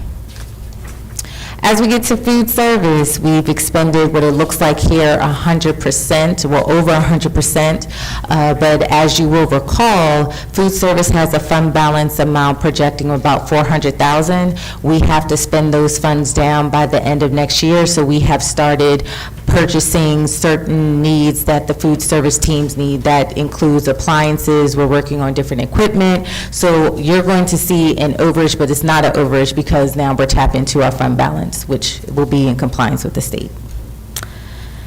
And also to note that for those that are listening, please complete your forms. I know there's a great thing, we are CEP schools, but also we still need that data in order to retrieve our funding. This funding not only affects local grant funding when it comes to our Title I, because it does affect our Title I funding that we get, but it also affects our compensatory education numbers and our funding for that when we get with local and state funding. So please, please, please fill out those forms. More information will be to come with that. And then our restricted funds. So, yeah, overall, this is where we're at. Any questions you would like me to entertain tonight? Any questions for the reports? Okay, that was for information only, so we'll move on to the next item, listed as donation, Dowling's Painting. Yes. Thank Wanted you, Ms. to. Stewart. Sorry. Yes, thank you. I just wanted to note that we have a donation from Dowling's Painting to Kent County High School. Initially, we received a quote from them to paint the goalposts, both goalposts at KCHS Trojan Stadium. They initially stated that they would donate a portion of their work and labor, and once the job was completed, they donated the entire project to Kent County High School. So we're recommending that the administration approve the $1,610 donation from to KCHS from Dowling's Painting, and after your approval, we'll send them a nice letter of thanks. Great. Administration is recommending approval of the $1,610 donation to KCHS from Dowling's Painting. Do we have a motion to approve?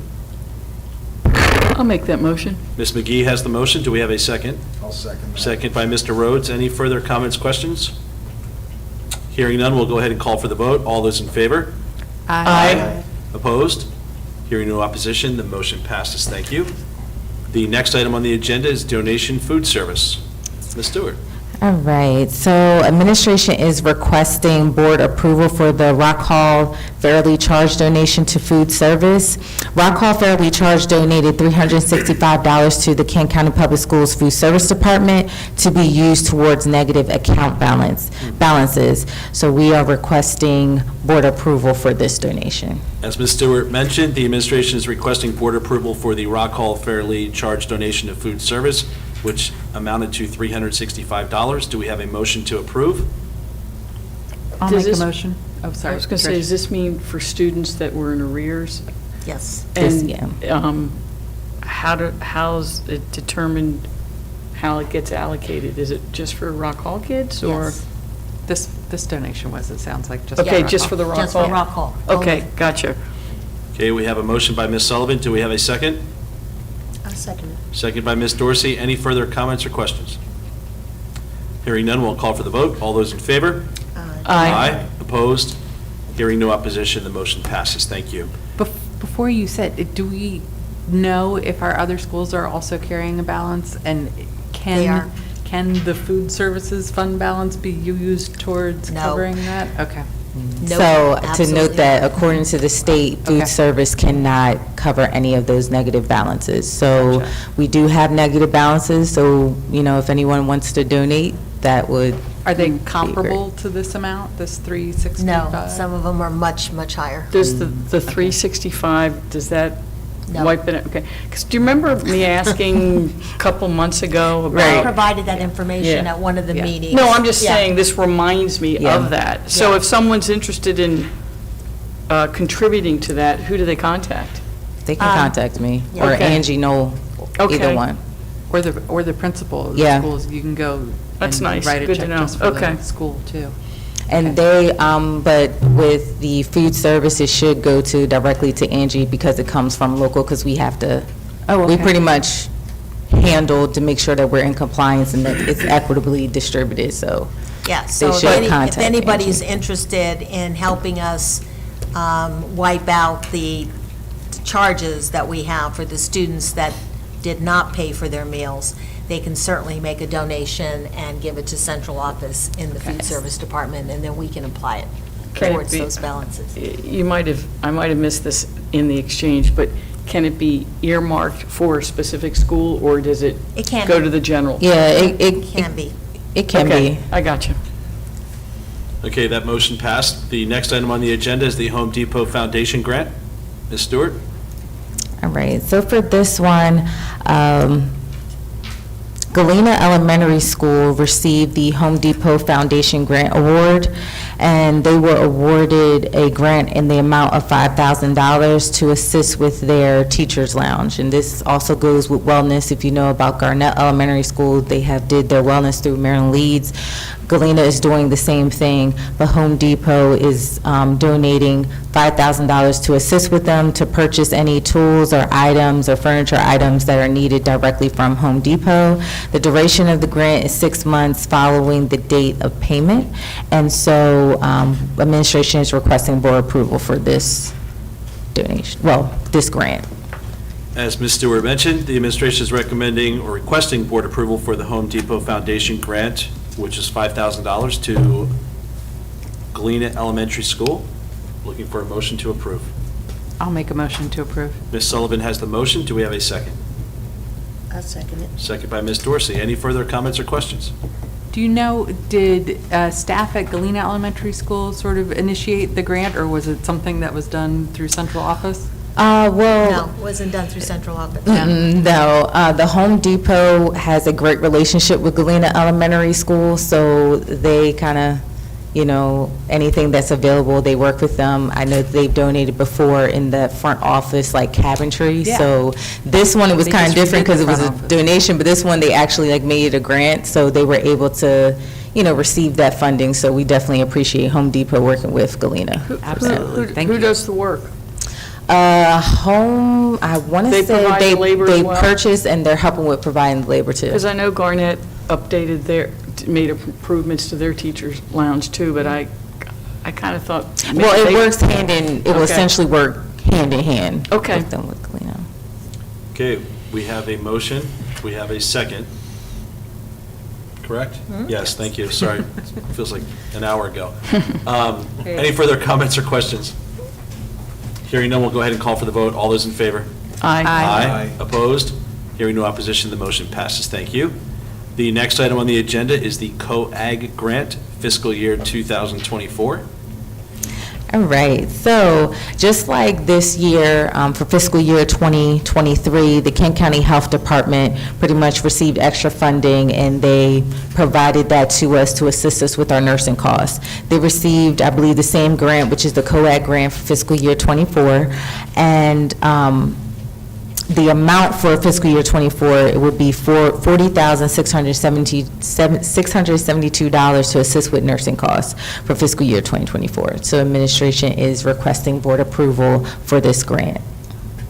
Okay, the administration is requesting board approval for the fiscal year 2024 COAG grant in the amount of $40,672. Do we have a motion to approve?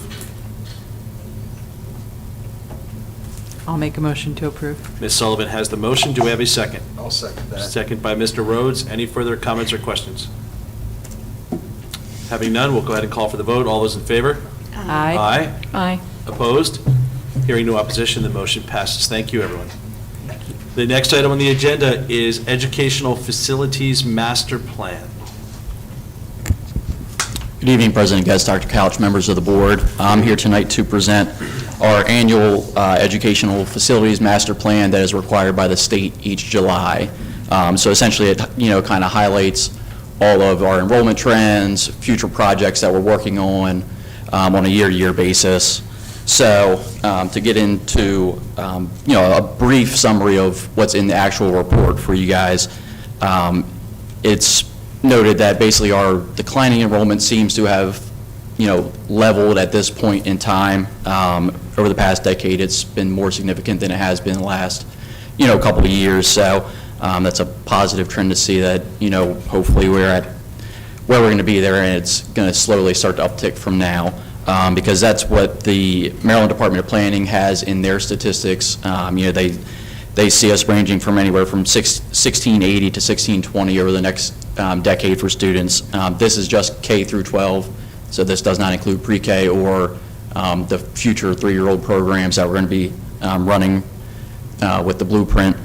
So essentially, they see us down to 1620 in the next 3 years, and then a slow increase leading into 2032 up to about close to 1,700 students.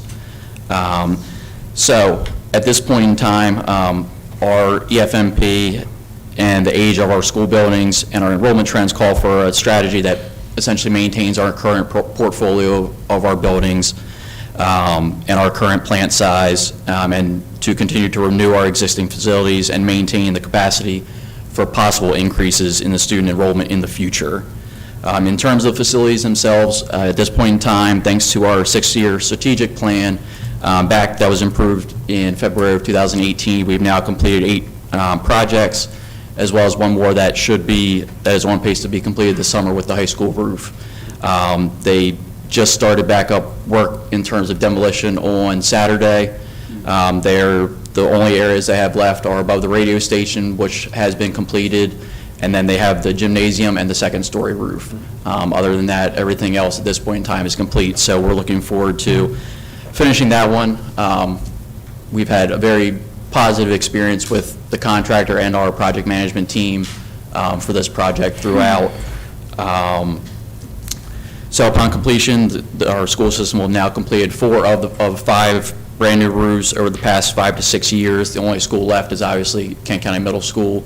Dr. Couch did a great job of, updating everybody where we are in that process, so I don't think I need to touch on the middle school anymore at this point in time, but there is, as you'd imagine, a very large section in the actual EFMP that, updates the state with where we are, where we're going, and our future decisions and when we're hoping to make those. So outside of the middle school, we have our Kent County High School Stadium lighting project that's supposed to start in about 2 weeks' time here. It will take them about 2 weeks to complete it. As we talked about when we approved the contract, the Osprey nest we can't touch until September. So they'll complete 3 of the poles now. They'll come back after they're allowed to remove the nests in September after their mating season, essentially, and finish that final pole. So after that, then we're hoping to tackle the Kent County High School tennis courts. Dr. Couch has applied for the same bond that we used a few years ago to resurface the stadium, or the high school track, essentially. So that's a $250,000 bond. So our plan is to use that in addition to our Aging Schools Program funding, which is sitting at about a little over $100,000 to hopefully supplement the rest of that cost. So at this point in time, those are kind of the near-term projects that we have. And if anybody has any specific questions about the facilities themselves or, future projects, feel free. Any questions? Okay, Mr. Kirby, thank you for your presentation. This is an action item. The administration is recommending approval by the Board of Education for the fiscal year 2023 Educational Facilities Master Plan. Do we have a motion to approve?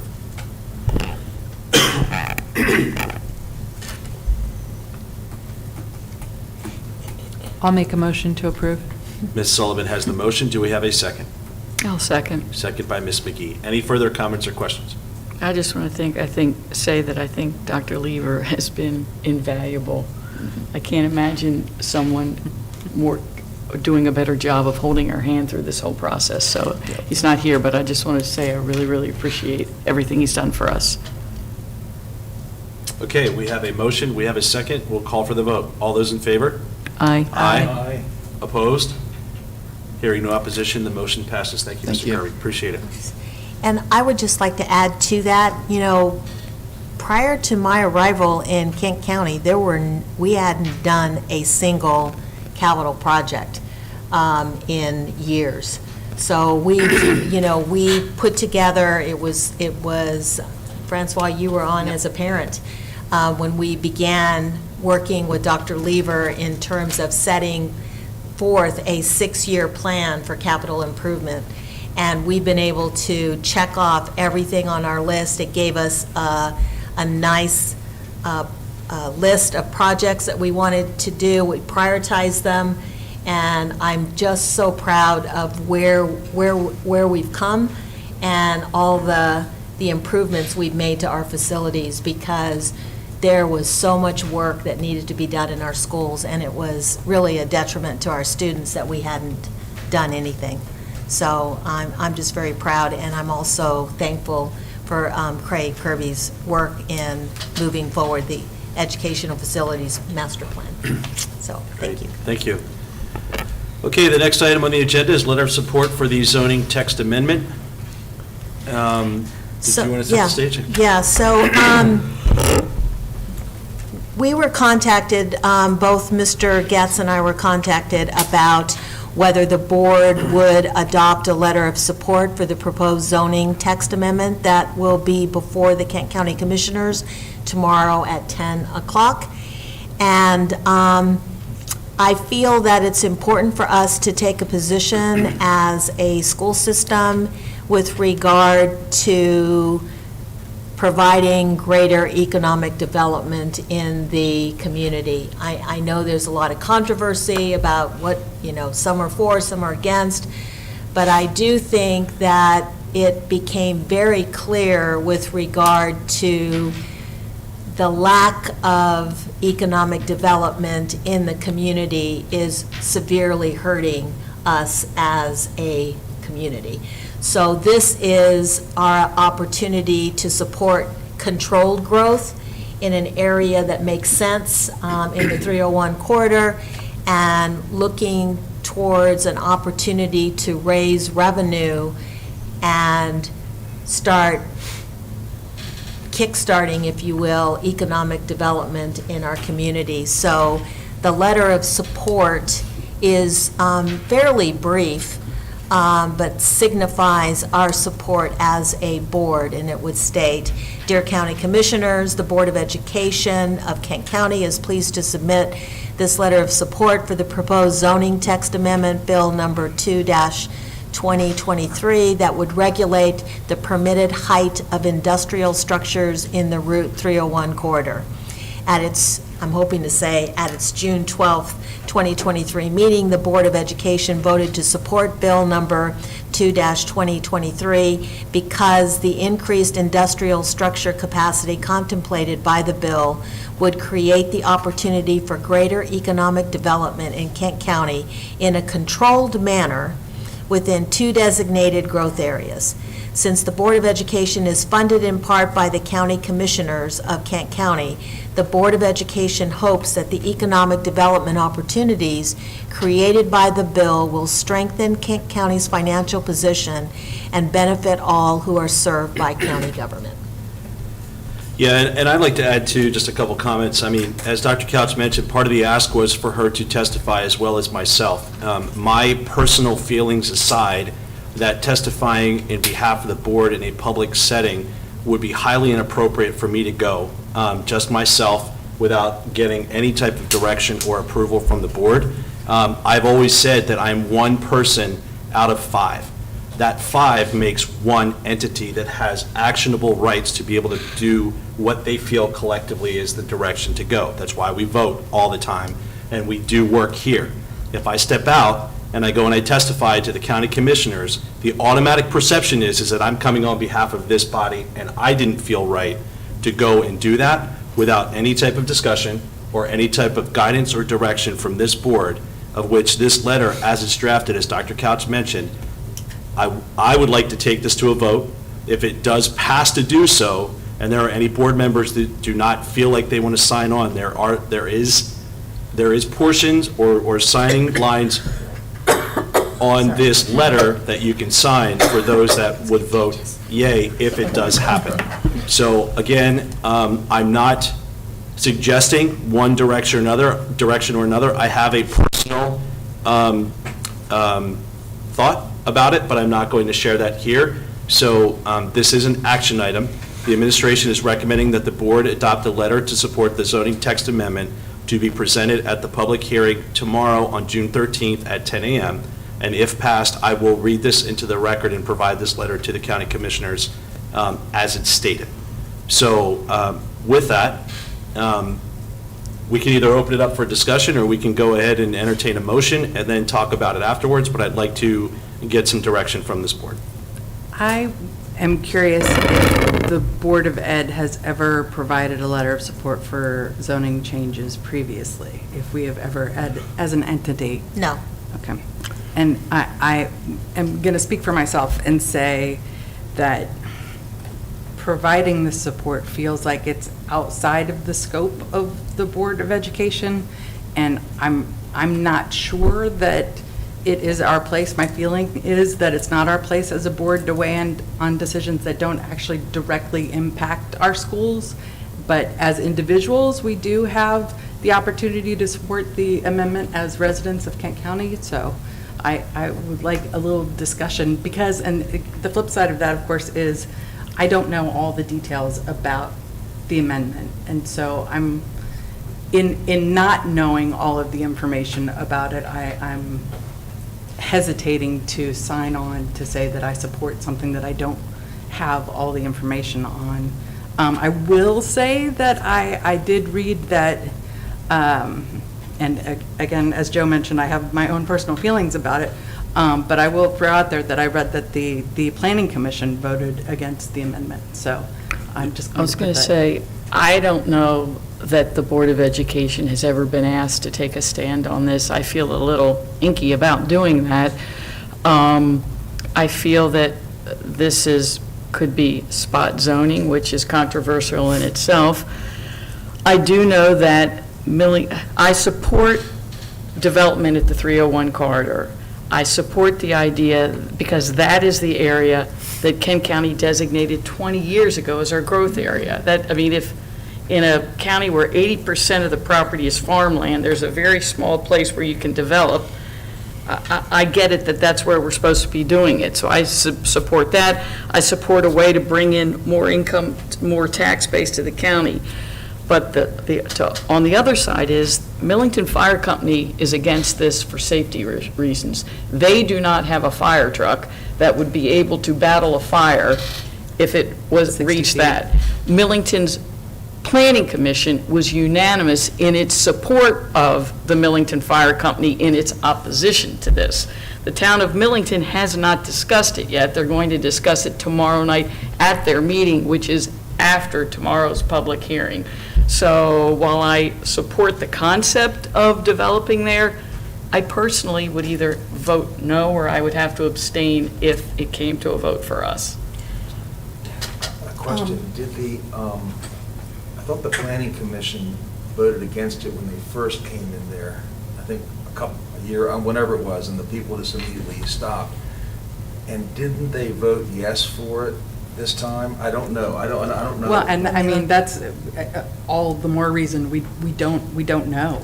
We don't have the I information. have a lot of friends on both sides, and I've really waited. I mean, the only thing I can say is that Kent County needs some kind of development. We're sort of on a wither on the vine.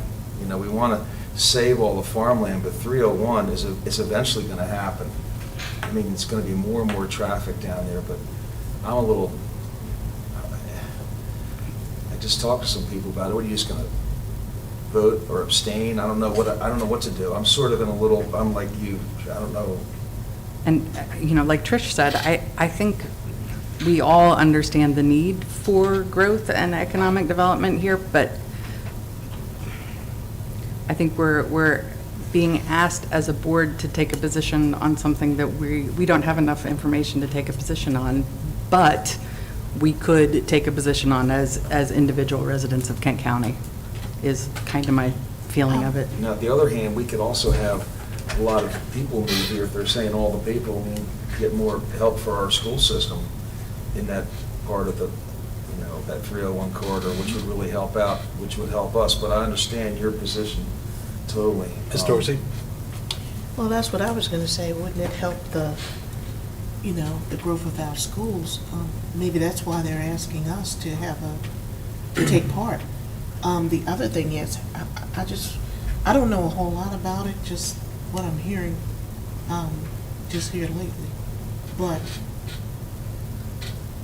I think that we've said no to economic growth enough. I mean, when are we going to say yes to something? Because we're constantly going downhill with the no's. We've been saying no to things for 20, 30 years. And we haven't seen anything new come because we are always saying we don't want this and we don't want that. And as a result, what is here is going downhill because we don't have anything to support it or to continue to keep it growing because of we don't want anything new. But yet what's here is not supporting what we have in our future. So I think we need to consider that. And, I mean, in a way, you might want to think, why did they ask the board? But then in another way, maybe it was good that they thought enough of us to ask, but I don't know. If it's going to affect the school or could help the school, or maybe we should figure out how much would this, because in the meantime, when they get the money, when they start building, how much are they willing to contribute to the school?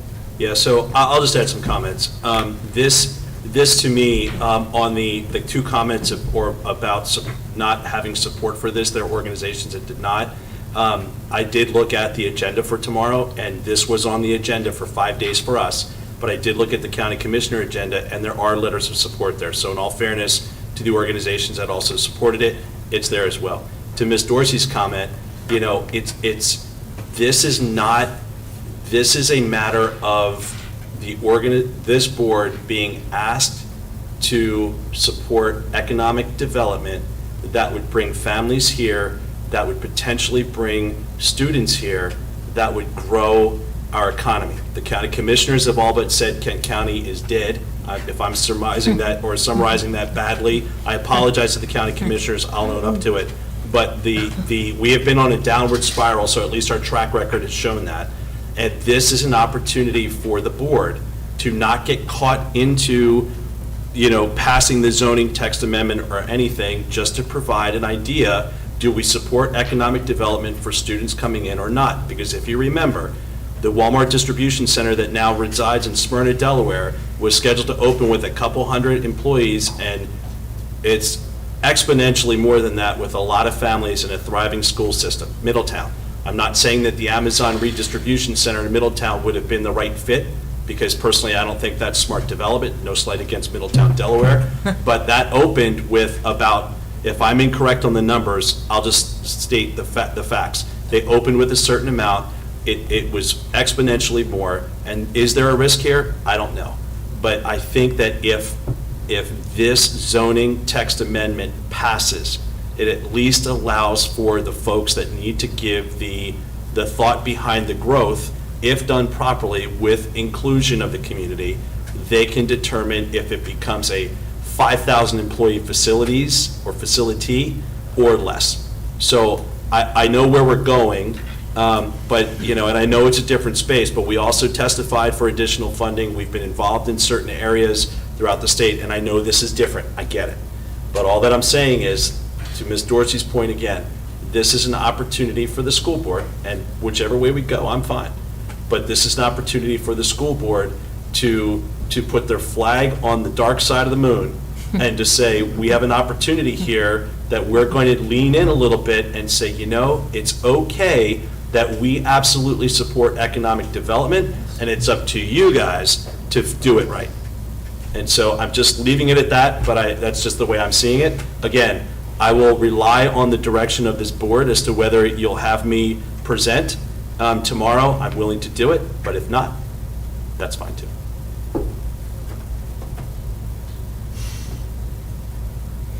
I just want to make one more comment.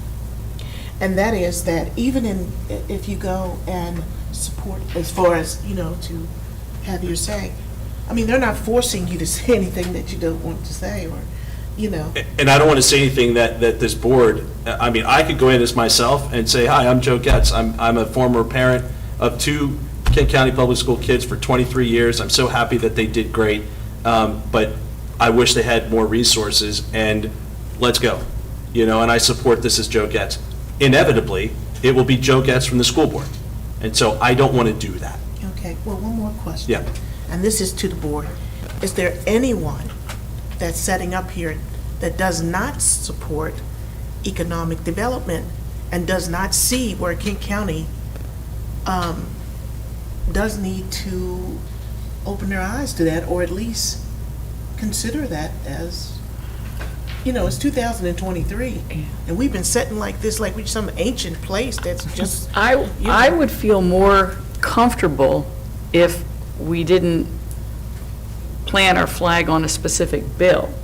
And if we were able to, because I think we're all in agreement, make we a all general, support we economic need development. economic development. I definitely support economic development in that area.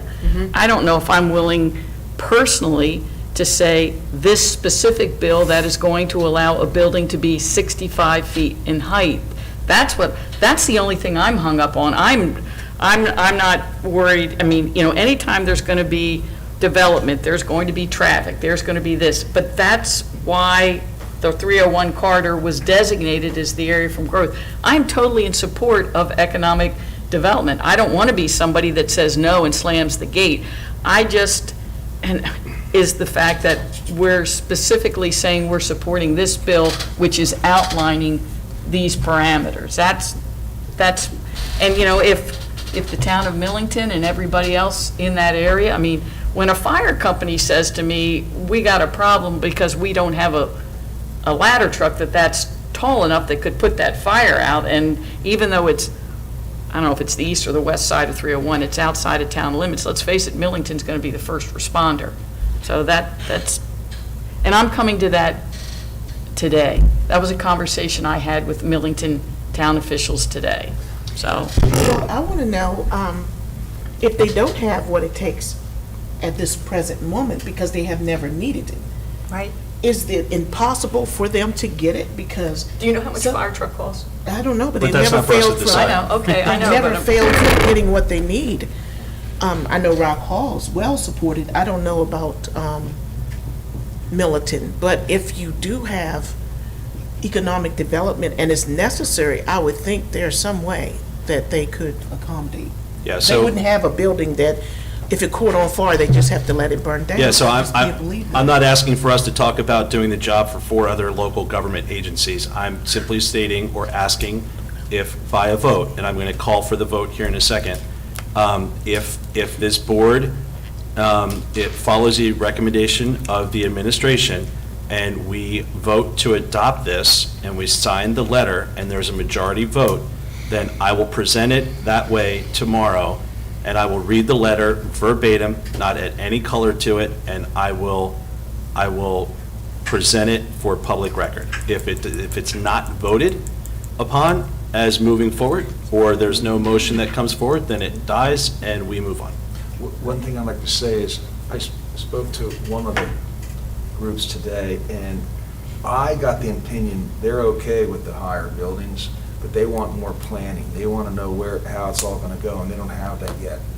And also, these high buildings, they can bring in automated, systems. Robotics. Robotics, which might reduce the number of employees. Just want to let you know. I don't know. But and another thing is, how about like Queen Anne's County? I mean, they wanted to put up a huge, is it a military base or something down there? Well, maybe these people will go to them next, and then we'll miss out just like Walmart. Just a thought, because we need the development around here. We've got to have it. Yeah, I will just add that when Family Dollar had a fire in Chestertown, I think there were 4 or 5 fire departments from Delaware that drove over to cover with some very large engines. So again, I will just state that it's not our job to manage the other local agencies. I'm simply asking if we will put a letter forward or not. I kind of like Tricia's compromise suggestion about making more of a broad statement about how we support economic development with maybe not specifically saying this particular zoning text amendment. I think in that space, it's going to be taken that way. So it's either or.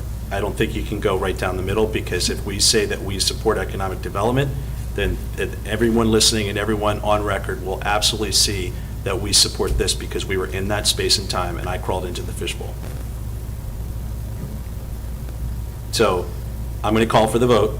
The administration is recommending that the board adopt a letter to support the zoning text amendment to be presented at the public hearing on June 13th at 10 a.m., which is tomorrow. And I'm asking if there is a motion.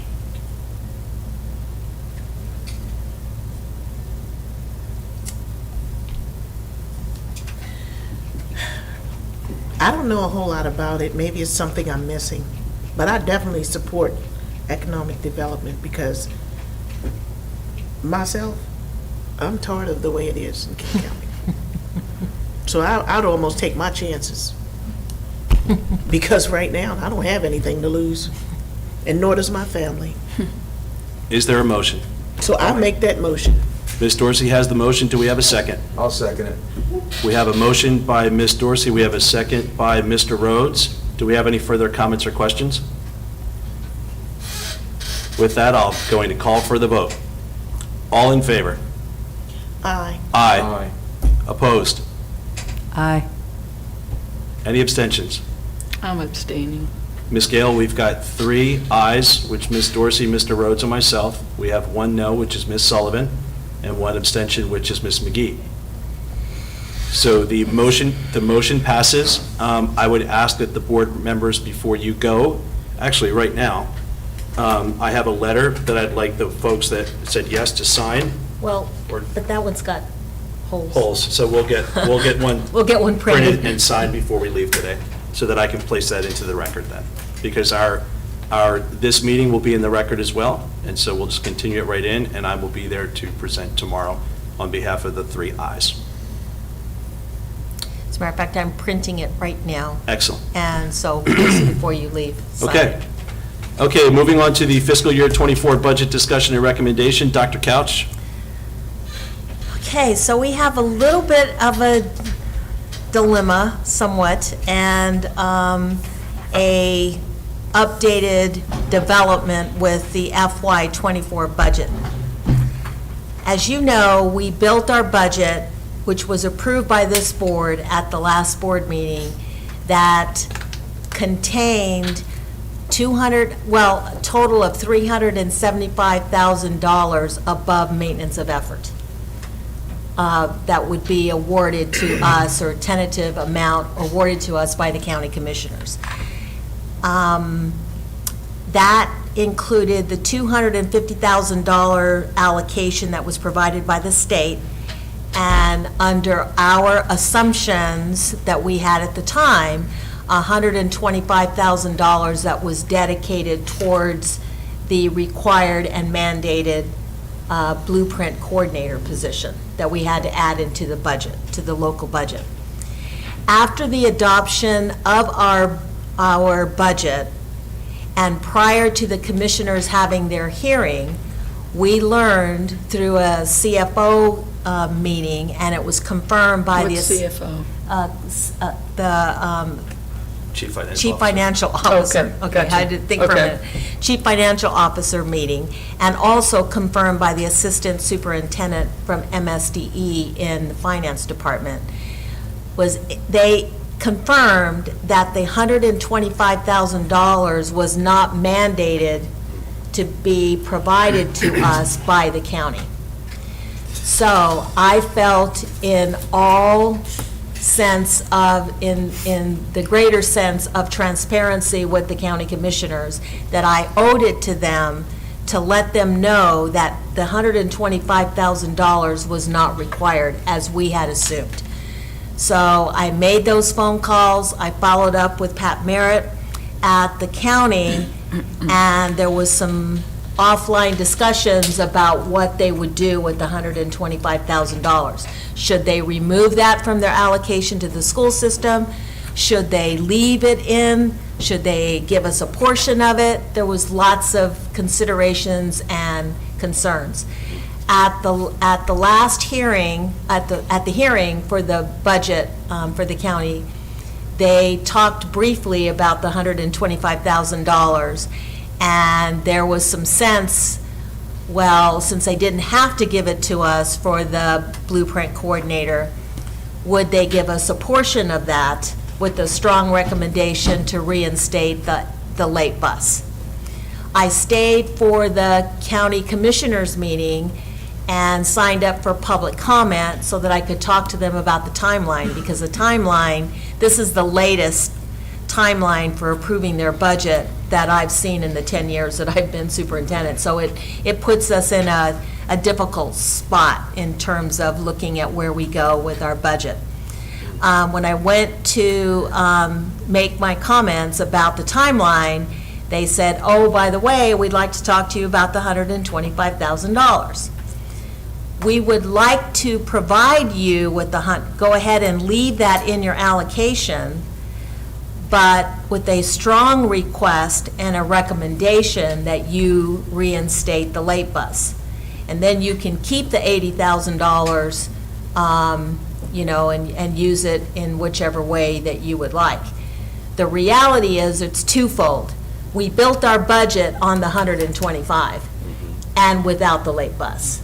So if we reinstitute the late bus, we've still got to figure out where we're going to find the money to reinstate. I mean, obviously, they're giving us the 125, but we counted on the 125 without the late bus. So if you're following my drift here, yes, and I said I'm not complaining. I absolutely, that would be wonderful. It's the board's decision on what we do with reinstating the late bus.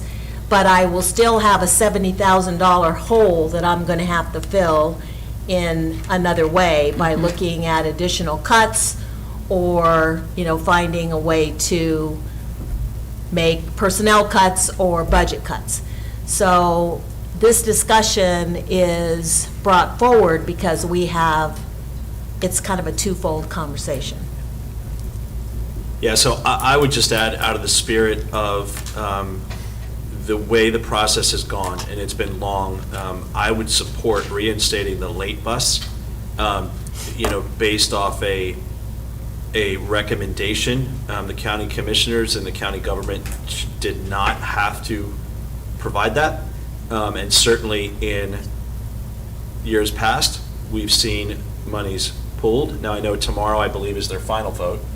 But I think in the spirit of this engagement, where Dr. Couch and I met specifically with each individual county commissioner and have attended multiple meetings, I would be in favor of reinstating that late bus myself.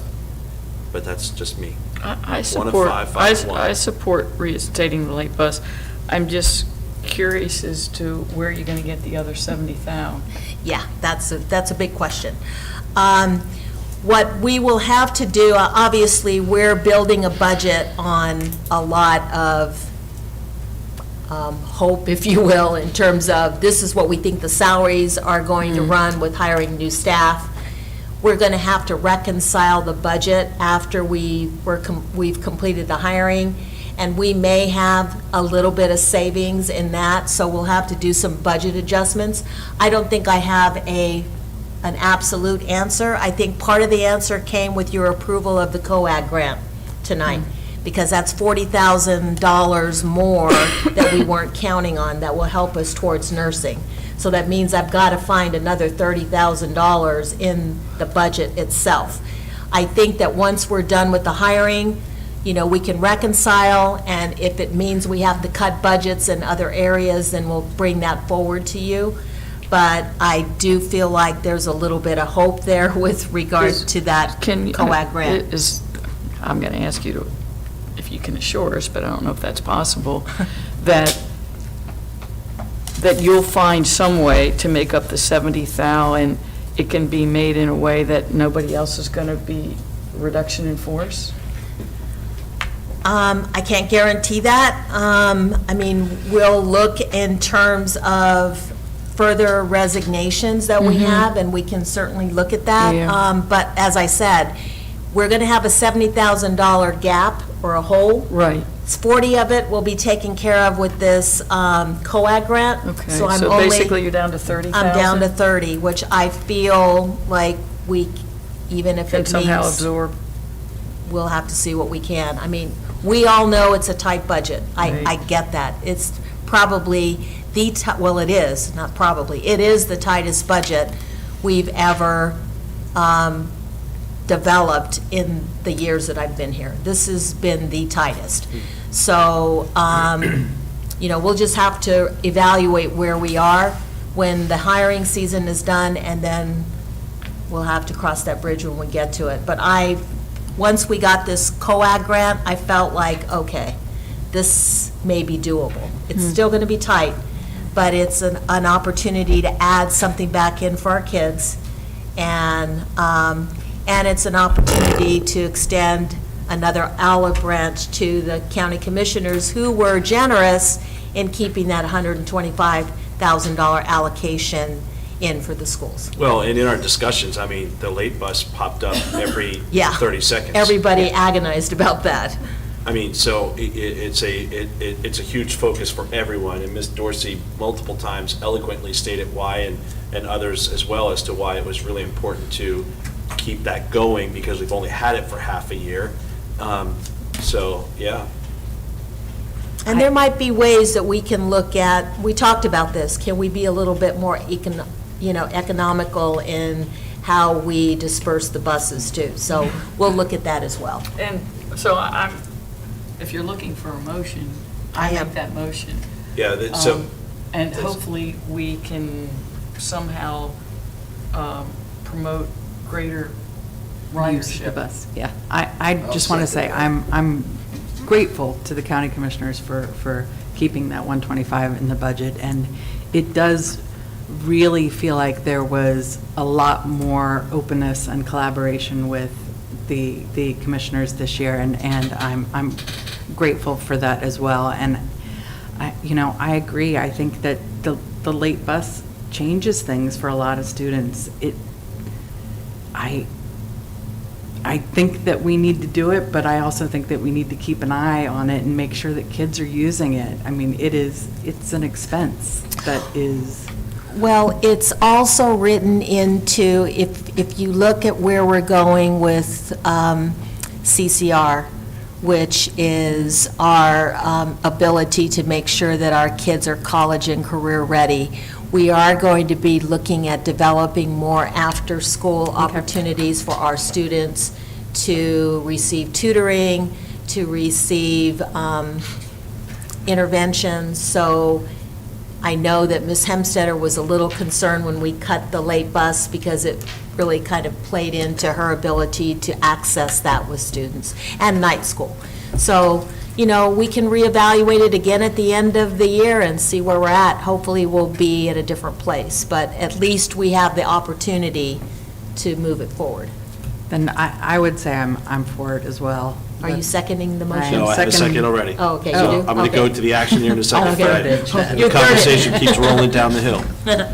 Okay, so let's get to the action real quick, and I already know I have a motion in a second, so Ms. Gale, bear with me here for a sec. The administration recommends reinstating the late bus into the fiscal year '24 budget and consider additional budget reductions to accommodate this request. The motion was Ms. McGee, the second was Mr. Rhodes. Any additional comments or questions? Hearing none, we'll go ahead and call for the vote. All those in favor? Aye. Opposed? Hearing no opposition, the motion passes. Thank you, everyone. Okay, moving on. Public participation. Ms. Gale? No round two. Okay. So 2 more items, guys. Just bear with me here. Notification of our next meeting. The next meeting of the Board of Education of Kent County will be held on Monday, July 10th, 2023, beginning at 5:30 p.m. Open session will be immediately followed by the board members going into closed session. The open session will resume at 6:30 p.m. Both meetings will be located at the administrative building in the boardroom at 5608 Boundary Avenue, Rock Hall, Maryland, 21661, and that is this building. The last item on the agenda is to adjourn. The administration is recommending approval to adjourn this meeting. Do we have a motion to do so? Before we adjourn, I just want to give a reminder, the CAC meeting will be at 5:30 on July 17th with new CAC members. Like And I Maddie, just here would right like now. to say that this time next month, That that lady will be sitting up there next to Ms. Sullivan. So I'm That's right. looking forward to Maddie Messick joining us as a student member of the board. Great. Do we have a motion to adjourn? I'll make a So motion moved. to adjourn. We have a motion by Ms. Sullivan. Do we have a second? Whole second. Second by Ms. McKee. Any further comments or questions? Hearing none, we'll call for the vote. All those in favor? Aye. Aye. Opposed? Hearing no opposition, the motion passes. Thank you.